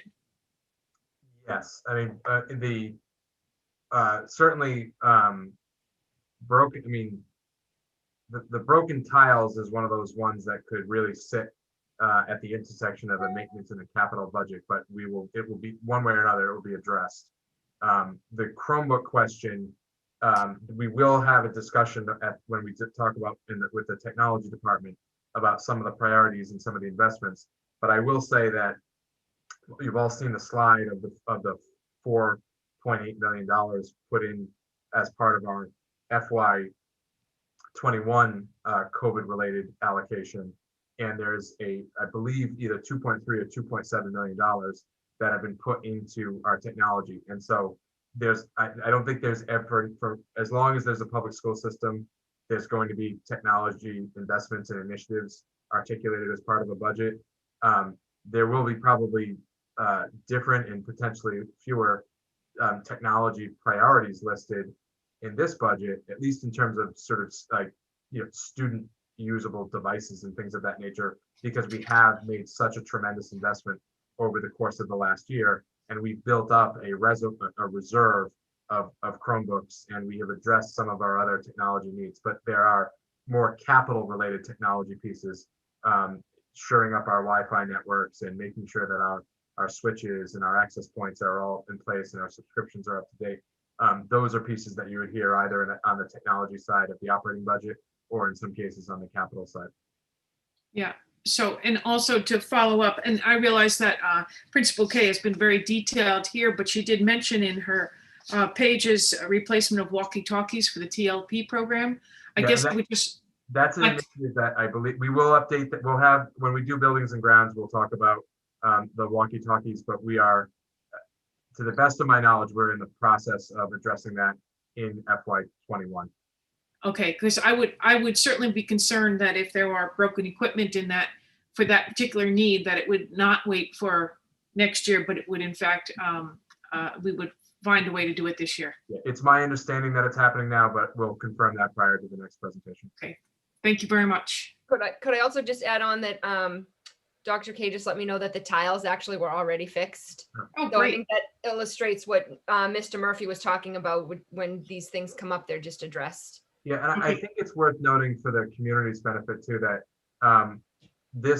the presentation includes both the superintendent's draft recommendations to the school committee, but also the firsthand account of principals. And so sometimes there'll be cases where the firsthand account, can be updated because we've been able to address something. But we also want to provide the school committee with as much sort of authentic and raw data as possible from the people that are closest to the work.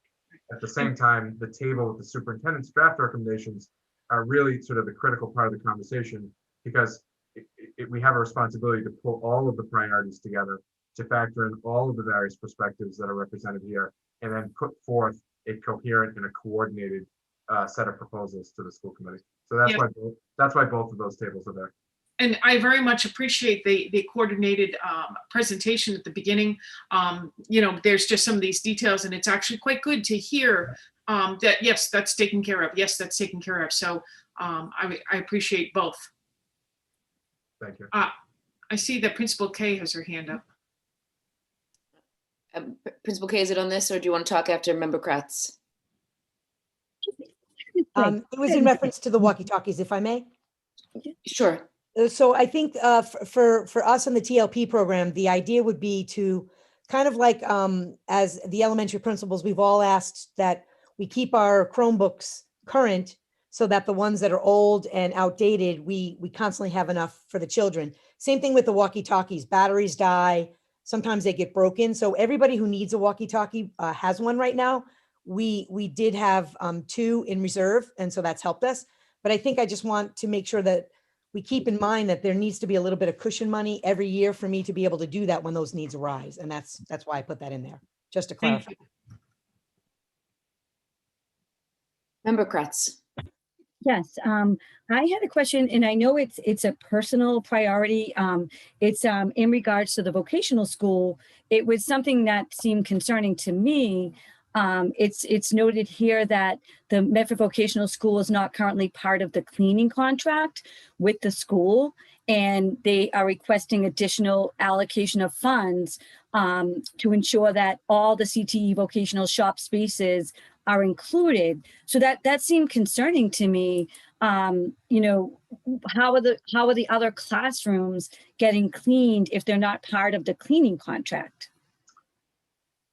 That's a good question, and I'm happy to ask Mr. Fallon to provide an on-the-ground, very concise perspective on that. But I will say that when this was identified, it is something that we immediately looked into, and we've I have reviewed in recent days the current vendor contract that does the cleaning services, and there are some ambiguities that I think we're going to have to address with the vendor.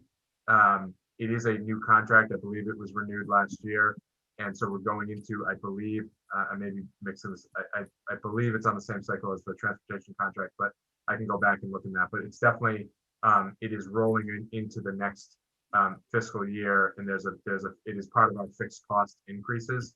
And so if we are to expand the definition of the area that is covered by this, it is an issue that we have to address with the ambiguity of that language. But in light of this being both a contractual issue with regard to the ambiguity with our agreement with the vendor and the labor implications of which certainly we would have to address, I'm happy for Chad to speak to sort of in a very concise way, the immediate impact and what he's seeing as the administrator, but just keeping in mind that we're likely to have discussions with two external entities, both the union representing our custodians and the vendor contract that we have, again, with some ambiguity. So bearing in mind the sensitivity of those conversations, Chad, I would invite you to thread that needle and speak to the committee.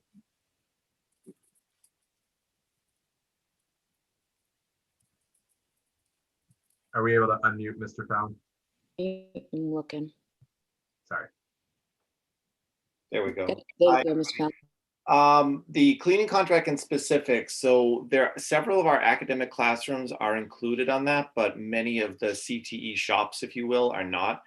It's no one's fault. It's probably years ago, back when we think of vocational ed, it was different. And maybe there was more involvement with students in the classroom doing things have changed over the years.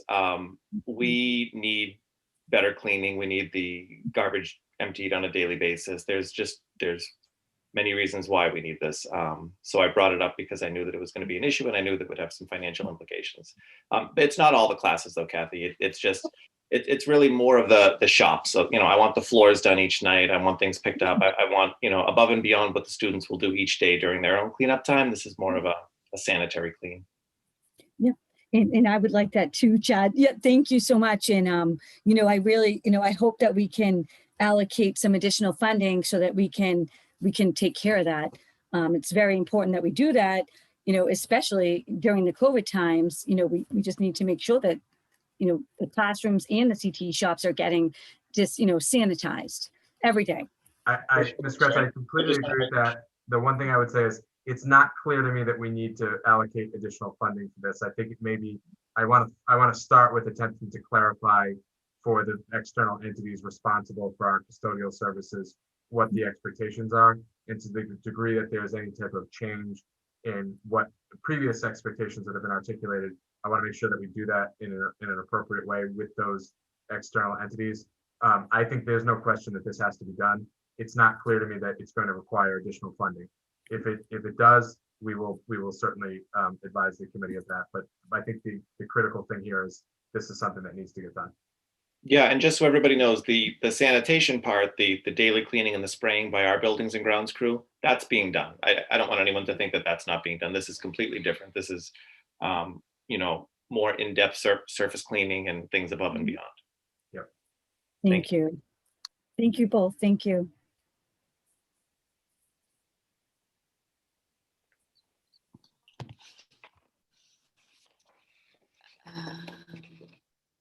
Any other questions? I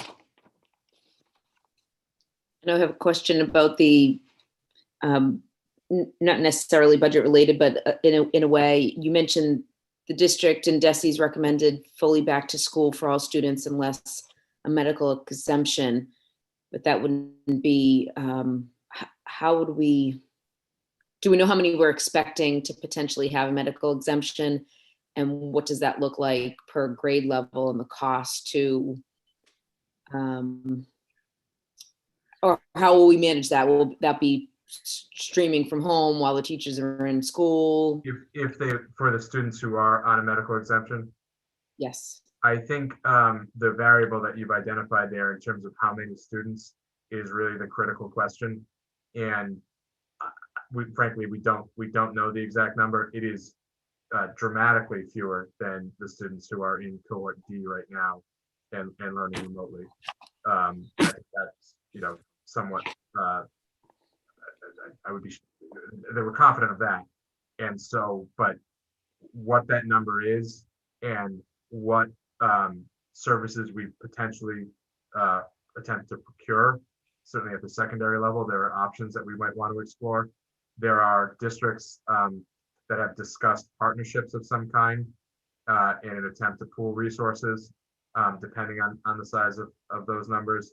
So those are important questions. And certainly, there's a nexus there between the COVID related expenses and virtual schools that would otherwise not exist. So I don't have a specific answer for you other than if right now we're at, I believe, 36% or 37%, something like that, in terms of our students being in cohort D, it's going to be significantly fewer than that. And then the question becomes, do we have one approach at elementary level where we can essentially have a virtual academy the way we have this year? Elijah, help her, please. At the secondary level, do we have to look at potential vendor options to service those students? Okay, so are we ready to make that decision with regards to no remote, put the definition out, and then kind of take a survey of our families for next year so that we can kind of get an idea before June 30th when we have to make the budget official? I think we're getting close to the surveying step in the sequence. I think that DESE has, I think, done a lot of foreshadowing of what the requirements are going to be, but I've not necessarily said definitively, from a regulatory policy basis, what the sort of options, if any, will be. And so I think surveying is fine. I think we're ready to do that now, understanding that there'll be a non-binding element to it, and there'll be pieces of the communication and the survey that we're not necessarily well positioned to communicate, because it's better if we would be able to reference explicitly to exactly what DESE has said. And if they've been even to some degree ambiguous, we can't be as clear as we'd like to be. But I think you're right that even starting to sort of get a general sense as to what the magnitude of that would be would probably be prudent at this point. Dr. Edward Vincent, did you want to say something? I think Yeah, I just was I think piggybacking on what Mr. Murphy was just sharing, with the way that we returned to school very quickly, the guidance that we received as the data started to show that spread among students and in schools was more limited than what we thought it might have been. My preliminary feelings is that it is being, it definitely is not going to be strongly encouraged to have an identical model to what existed this year, and that it would function at a significantly lower rate or lower percentage. But we have not received official guidance. I don't know if DESE, I expect them to be saying something in the coming weeks that we will be able to definitely present at a regular school committee meeting or another budget meeting to be able to provide a clearer update. So I was agreeing we could definitely gather information, but we want to be able to,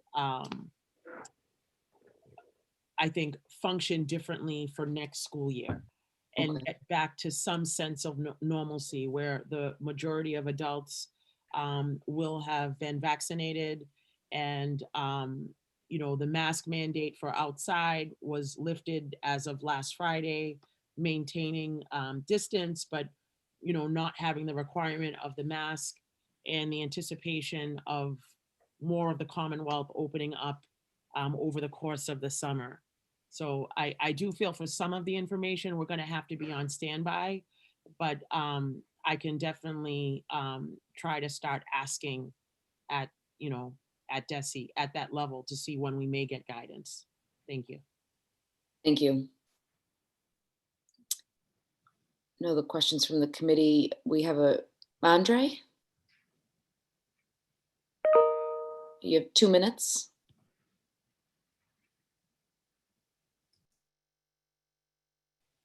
Yeah, hi. Can you hear me? Yes, we can. Great, thank you.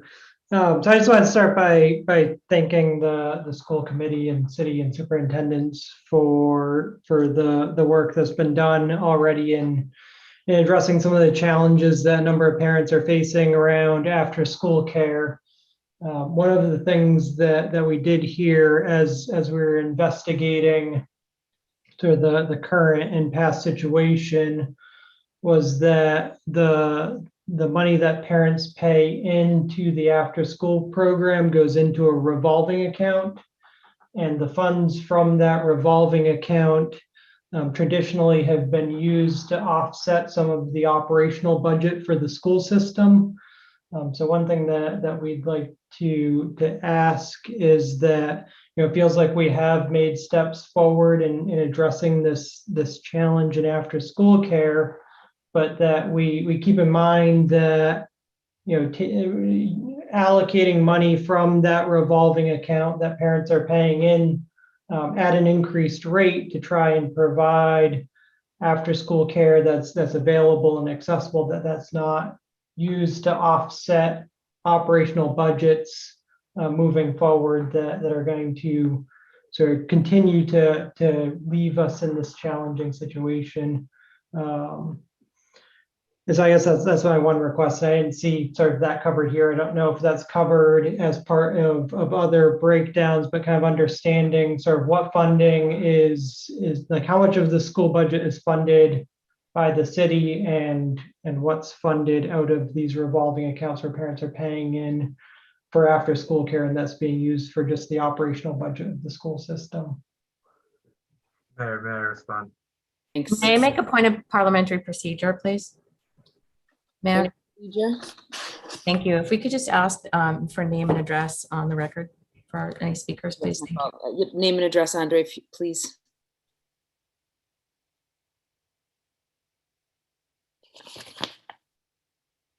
Andre, if you could just give us your name and address. I'm sorry, I think I did it muted. So Andre Quinn at 19 Johnson Ave, Medford. Thank you very much. Mr. Murphy. Thank you, Mayor. There's no intention to fund any of the priorities articulated this evening via the before and after school revolving account. The before and after school revolving account, as we discussed in the presentation on before and after school programming, will be used to support the operations of that program, the intended expansion of that program, and also to ensure that there's sufficient funding to respond to any unanticipated personnel needs that arise as a result of our obligation to service the needs of students. So I think we will in time touch upon the state of the revolving accounts and where they are and how what our strategies are to make sure that they're both growing at a responsible rate, but also being that funding is being allocated appropriately, consistent with the laws governing the use of revolving accounts. And so I don't anticipate the operational or COVID-related expenses that have been discussed this evening being supported as a result of revenue generated via the before and after school revolving account. Thank you, Mr. Murphy. I know our next meeting is Thursday night, same time, 7 p.m., Thursday, May 6th. Which has been posted, I believe, already. If not, Mia has a question. Member Ms. Stone. Just because we're coming up, it's 8:56. I would, just because things move quickly and items are added or items are discarded, could I make a motion that at least the top two parts of the superintendent's recommendations are included in the right budget, whether it's under special education or transportation or math department or elementary. So under it would be the critical FY22 budgetary priorities, and then the next group, the long-term budgetary priorities. Anyone want a second? What Second. what pages are you referencing? So it's the summary at the end of each school that shows the superintendent's recommendations, and it's by priority level. So I think the first two priority levels are definitely necessities. There's a third that says additional budgetary priorities worthy of consideration. I think we can consider at a later time, and then it's COVID mitigation priority. So there's a recommendation on for each school, but I would just like to see the top two levels included under the right department or grade level, just because I think the superintendent has listened to us over the past year and knows this is what the community has shared with us and teachers have shared with us. And these are things that are necessary to move our children forward in September. So your motion, just state again, is that it should be placed in the correct budget for then a final review at the end of the month. That's correct. Thank you. Motion for approval by member Musto, Second. seconded by member McLaughlin. Roll call. Member Graham, Yes. member Kratz, Yes. member McLaughlin, yes, member Mastone, Yes. member Rousseau, Yes. member Vanderklut, Yes.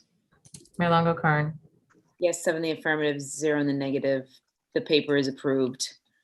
Can I just ask Mr. one Murphy, clarifying I have a question? question too, yeah, with regards to, I don't know how much guidance you've got on ESSER 3, although I know you got it on ESSER 2. Can you give us a breakdown of what would be covered for all 4 boxes through ESSER 2 and 3, such as the first thing I can think of is just the water filtration systems to refill water bottles where you don't want kids touching this, putting their mouths close. So if you could give us a list of that for one of our upcoming budget meetings. So that's the sort of the point that I was going to raise. We have guidance that we could provide tomorrow related to ESSER 2. It's very broad. I think it could encompass most of what we're discussing here tonight. ESSER 3, we don't yet have guidance, although from the conversations I've had with people from the state and other districts, it doesn't appear as though that the restrictions are going to become more narrow. And so most of this could be encompassed by the ESSER budgets. But I want to go back to the point that we discussed at the beginning of tonight's presentation, is that there's a tension here, and I think a need to not adopt wholesale either the idea that ESSER is fully walled off or that it's fully integrated. Is somewhere in between. And so I take the committee's motion to say this is something that the committee wants to pay for, that it's a priority, that we have to make sure that we provide this service, fund this position, so on and so forth. We will return to you, and the hope is we have more guidance on ESSER 3 by May 19th. And so this will be reflected in a budget based on this, on the feedback we've received from the committee. Now, the committee could then say, no, we want to hold off on funding source A. We want to request that it be in funding source B. That's the committee's prerogative. But the point is that it's going to be included in a budget. We're going to figure out a way to do it. And then when we figure out, where there are some restrictions, but not in others, and as some of the other priorities get realized, there could be shifting in terms of the actual funding source.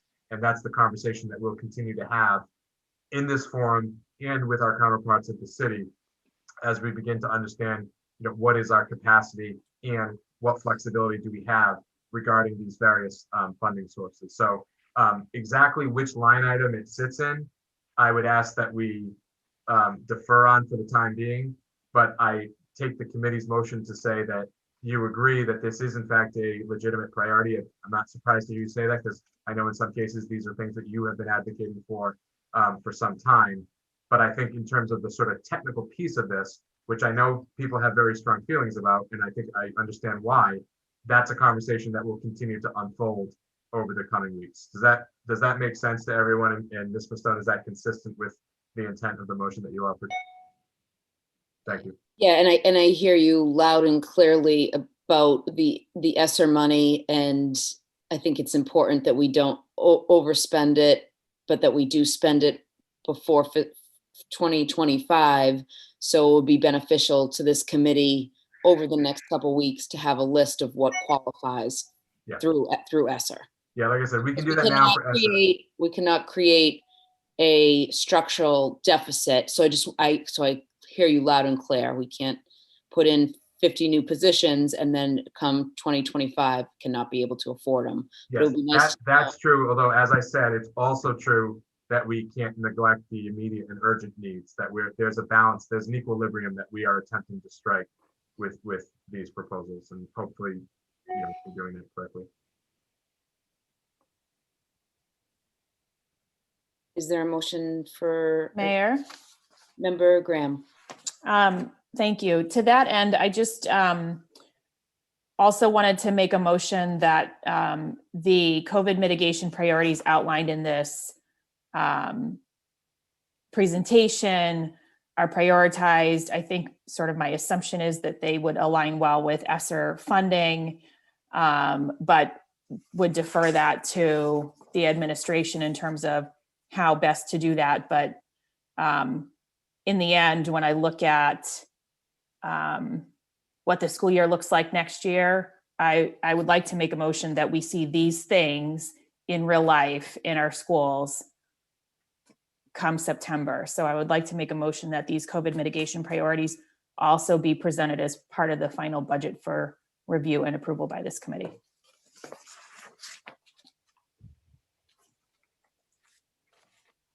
Second.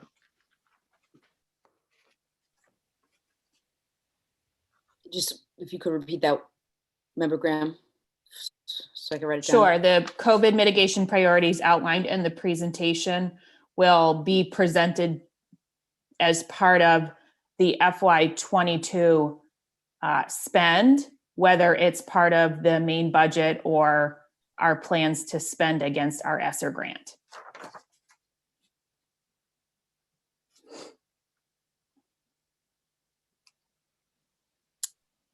I don't understand what you mean. Can you just, I'm sorry. Everything that's listed in the COVID mitigation priority buckets is in, we can see it in real life at the beginning of September, which means we, as a committee, will have been presented with a budget that approves the spending of these items.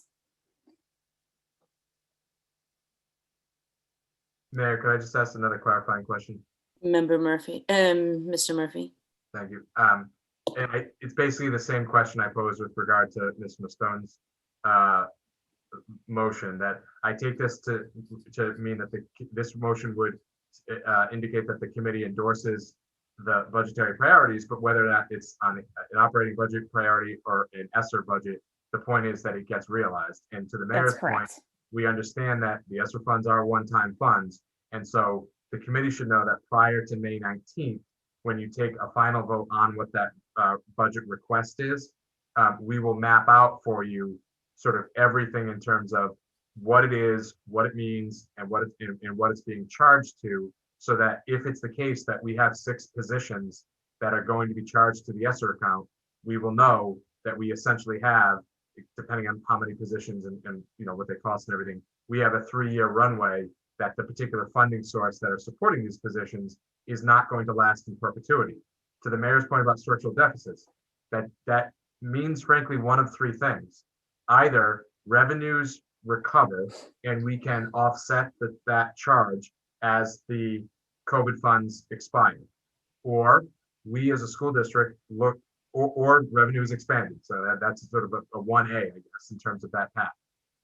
Option 2 would be we look within the school department and say, over the course of the time period in which we know we have the ESSER funds that are supporting these positions, that we have to identify the savings necessary to offset that when those funds expire.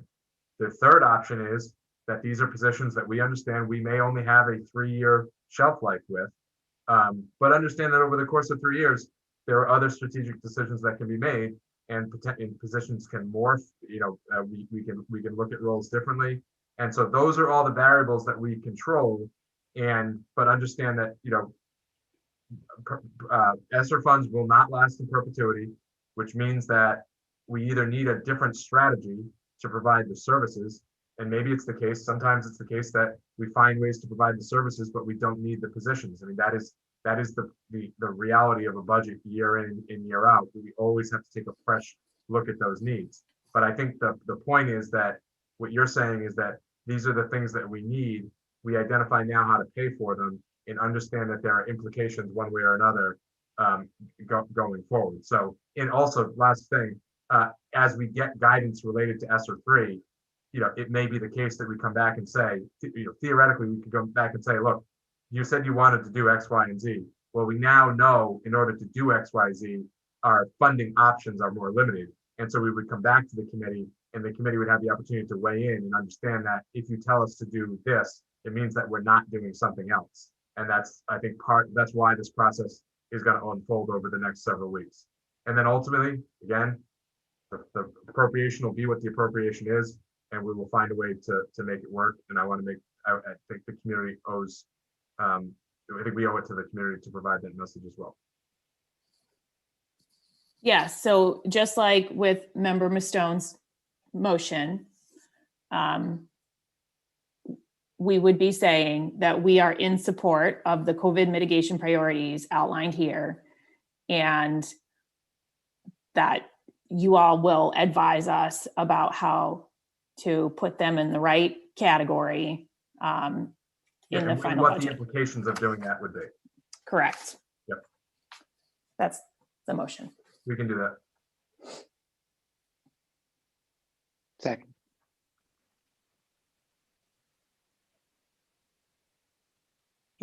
Member Kretz's hands. Sorry.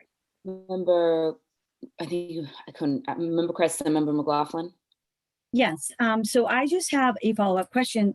So, just looking at these numbers, so if the motion that's put forth right now, we're going to account for, like, let's say the Brooks has $140,000 here, and then I go to the, I'm just gonna quickly go to the other page, 1 second here, 140,000. So is this vote to allocate the total of the funds in all the different categories right now this evening, not knowing what the appropriation is for this upcoming school year? I guess I'm a little confused. Or we already know that the COVID mitigation funds are going to come out of the ESSER, and Mr. Murphy is going to identify what we would be able to do. So for example, like support staff and transportation needs for the extended school day. That's definitely something I want. I guess I'm a little confused about what we're voting on. Yeah, I think I take the motion to mean that as we move toward May 19th, the committee is endorsing the priorities that have been articulated to them this evening. And so as we get to May 19th, and we have greater guidance with regard to the city's capacity, greater guidance with regard to the availability and use or restrictions on the federal funding, we will present the budget with a budget that reflects these priorities and explain to the committee what it means, if anything, in terms of other efficiencies that have to be identified.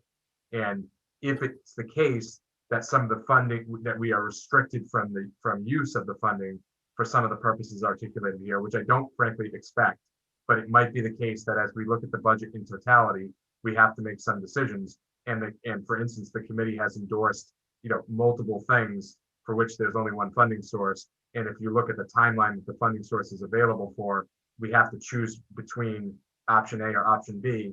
In the subsequent budget meetings, particularly on May 18th and May 19th, we'll come back and we'll ask the committee and we'll say, look, you said you like both X and you like Y. If we do both, it means we can't do Z, which we, presumably we already know that we want to do Z. We would then ask the committee to weigh in on that and make that decision, both in terms of whether you want us to pursue that priority and whether you're comfortable with the funding source that's been identified. And that would be up to the committee at that time. And again, keeping in mind that all of this is about, with regard to the operating budget, it is about the request that goes to the municipal government. The ESSER funding, frankly, it's a slightly different process because those are that's funding that is controlled by the school district with restrictions in place under federal legislation and most likely state regulation as well. And so we, that will not necessarily be a request. There'll be a decision that the school committee just has to make. And that's the information that we'll present to you. With regard to the ESSER funding, those decisions may very well outlast, they may extend beyond May 19th. I think the request, certainly wouldn't go beyond that point, but there's going to be a lot of movement when for instance, we're going to have an influx of grant funding that will come in as it does every year related to special education. That will be a time where there will be shifting within the budget, and we will have to go back and we'll have to continue to work with these decisions. But right now, this motion, as I understand it, and as has been confirmed by the folks that have offered it, is to endorse this set of priorities and for us to continue moving forward, building both an operating budget request and an ESSER budget in practice that is reflective of these priorities. Thank you. Member McLaughlin? Mayor, my question is not related to the motion, so I don't know if you wanted to move that business forward first and then refer to me. Okay, so the motion is to have the last COVID section in each department added into the budget for the final review at the end of the month. Is that correct? I think what I hear is saying for it to be funded one way or another. And so as we get more information and as we clarify this, the subsequent presentations will continue along these lines of including these priorities. They may live in the ESSER budget and they may live in the operating budget, but the point is that these are the priorities that this motion states the committee would like to see put into practice and realized in the new school year. With the final review at the end of the month. Okay, I'll vote for that if it's just it has that language, no problem. Motion for approval by Member Graham, seconded by Member Rousseau. Roll call. All right, I gotta get my spreadsheet. Member Graham, Yes. Member Kretz, Yes. Member McLaughlin, yes. Member Mastone, Yes. Member Rousseau, Yes. Member Vanderkloot, Yes. Mayor Longo-Kern. Yes, 7 in the affirmative, 0 in the negative. The motion passes. Motion to adjourn. No, Mayor, I actually would love to be referred if I can. I have my hand up. I deferred to the motion. Member McLaughlin. Thank you, Mayor. I was just wondering if for the, I want to thank everyone for all their hard work, first of all, the principals and everyone that put all this work together. It's clearly a lot of work and a lot for the community and all of us to digest, of course. And I know that it gets smoother over the course of these meetings. So I want the community to be patient in the literacy aspect of it and understanding sort of what folks are talking about. But to that end, I would love it if we could have some definition, if we might, of some of this, maybe some of the terminology that, again, the community might not know. And I'll do this obviously next week with some of the special education programming. But for instance, what is the designation of instructional support staff? What is that defined as? In terms of in the staffing table? Yes. Is it non-instructional or instructional? Instructional. It may be that it's supposed to say non-instructional, but it's the building, I believe it's the building substitutes. Is there about one per building and maybe 1 or 2 buildings with 0?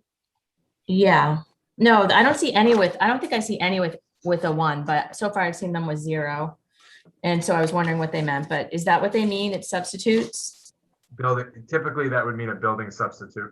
Okay, so it's not related to reading specialists, because reading specialists I don't see disaggregated in these. In those tables, they would be included as part of the teachers because they're in the teacher bargaining unit. So okay, 57. Thank you. Yeah. Okay, thank you. Yeah, I think this is a good point. I mentioned that we're trying to resolve a few organizational deficiencies in the course of building this budget.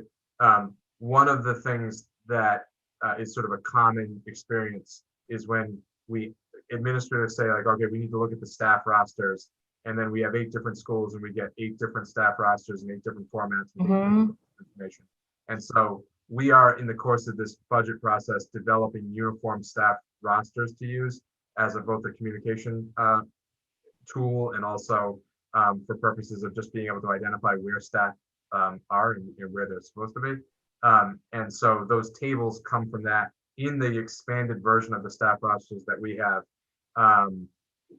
those are delineated more specifically. Yeah. The tables are designed to be able to fit in the upper left-hand corner of those documents. Yeah, I find them super helpful and I want to thank you for that. I'm definitely a visual learner and I find it to be very visual. So I appreciate that. And the disaggregated sort of data in terms of breaking it out of the narrative. So it's a nice sort of, what do you teachers call it? The graphic organizer, right? So thank you for those graphic organizing skills. But I also guess it would be helpful and, you know, not obviously tonight, but moving forward. And I'm sort of building a database, spreadsheet right now, Mr. Murphy, that is doing sort of the comparisons between the schools based on these items, but also delineating, you know, that teacher category because it's big, right? Because it's like, it would be good to know like how many special ed teachers, how many gen ed teachers, how many EL teachers, how many reading professionals, right? So like how that breaks down. And I know that that's again, a little bit more of a disaggregation of the data, but I just want to be able to compare apples to apples. And so if we could do that, that would be super helpful. And I know that just even working on the spreadsheet as we're talking tonight has been really helpful for me, again, as a visual learner, to get a macro picture of the district, which is what you're really, if I'm not mistaken, asking us to do, because we've been so departmentalized. So how are we looking at this from a macro perspective? And I just want to say I really appreciate that tonight. Thank you. Thank you. Motion to adjourn? Motion to adjourn. Second. Member Vanderklut, seconded by Member McLaughlin. Roll call, please. Member Graham, Yes. Member Kretz, Yes. Member McLaughlin, yes. Member Mastone. Yeah. Member Rousseau, Yes. Member Vanderklut, Yes. Mayor Longo-Kern. Yes, 7 in the affirmative, 0 in the negative. The meeting is adjourned. Thank you, everybody.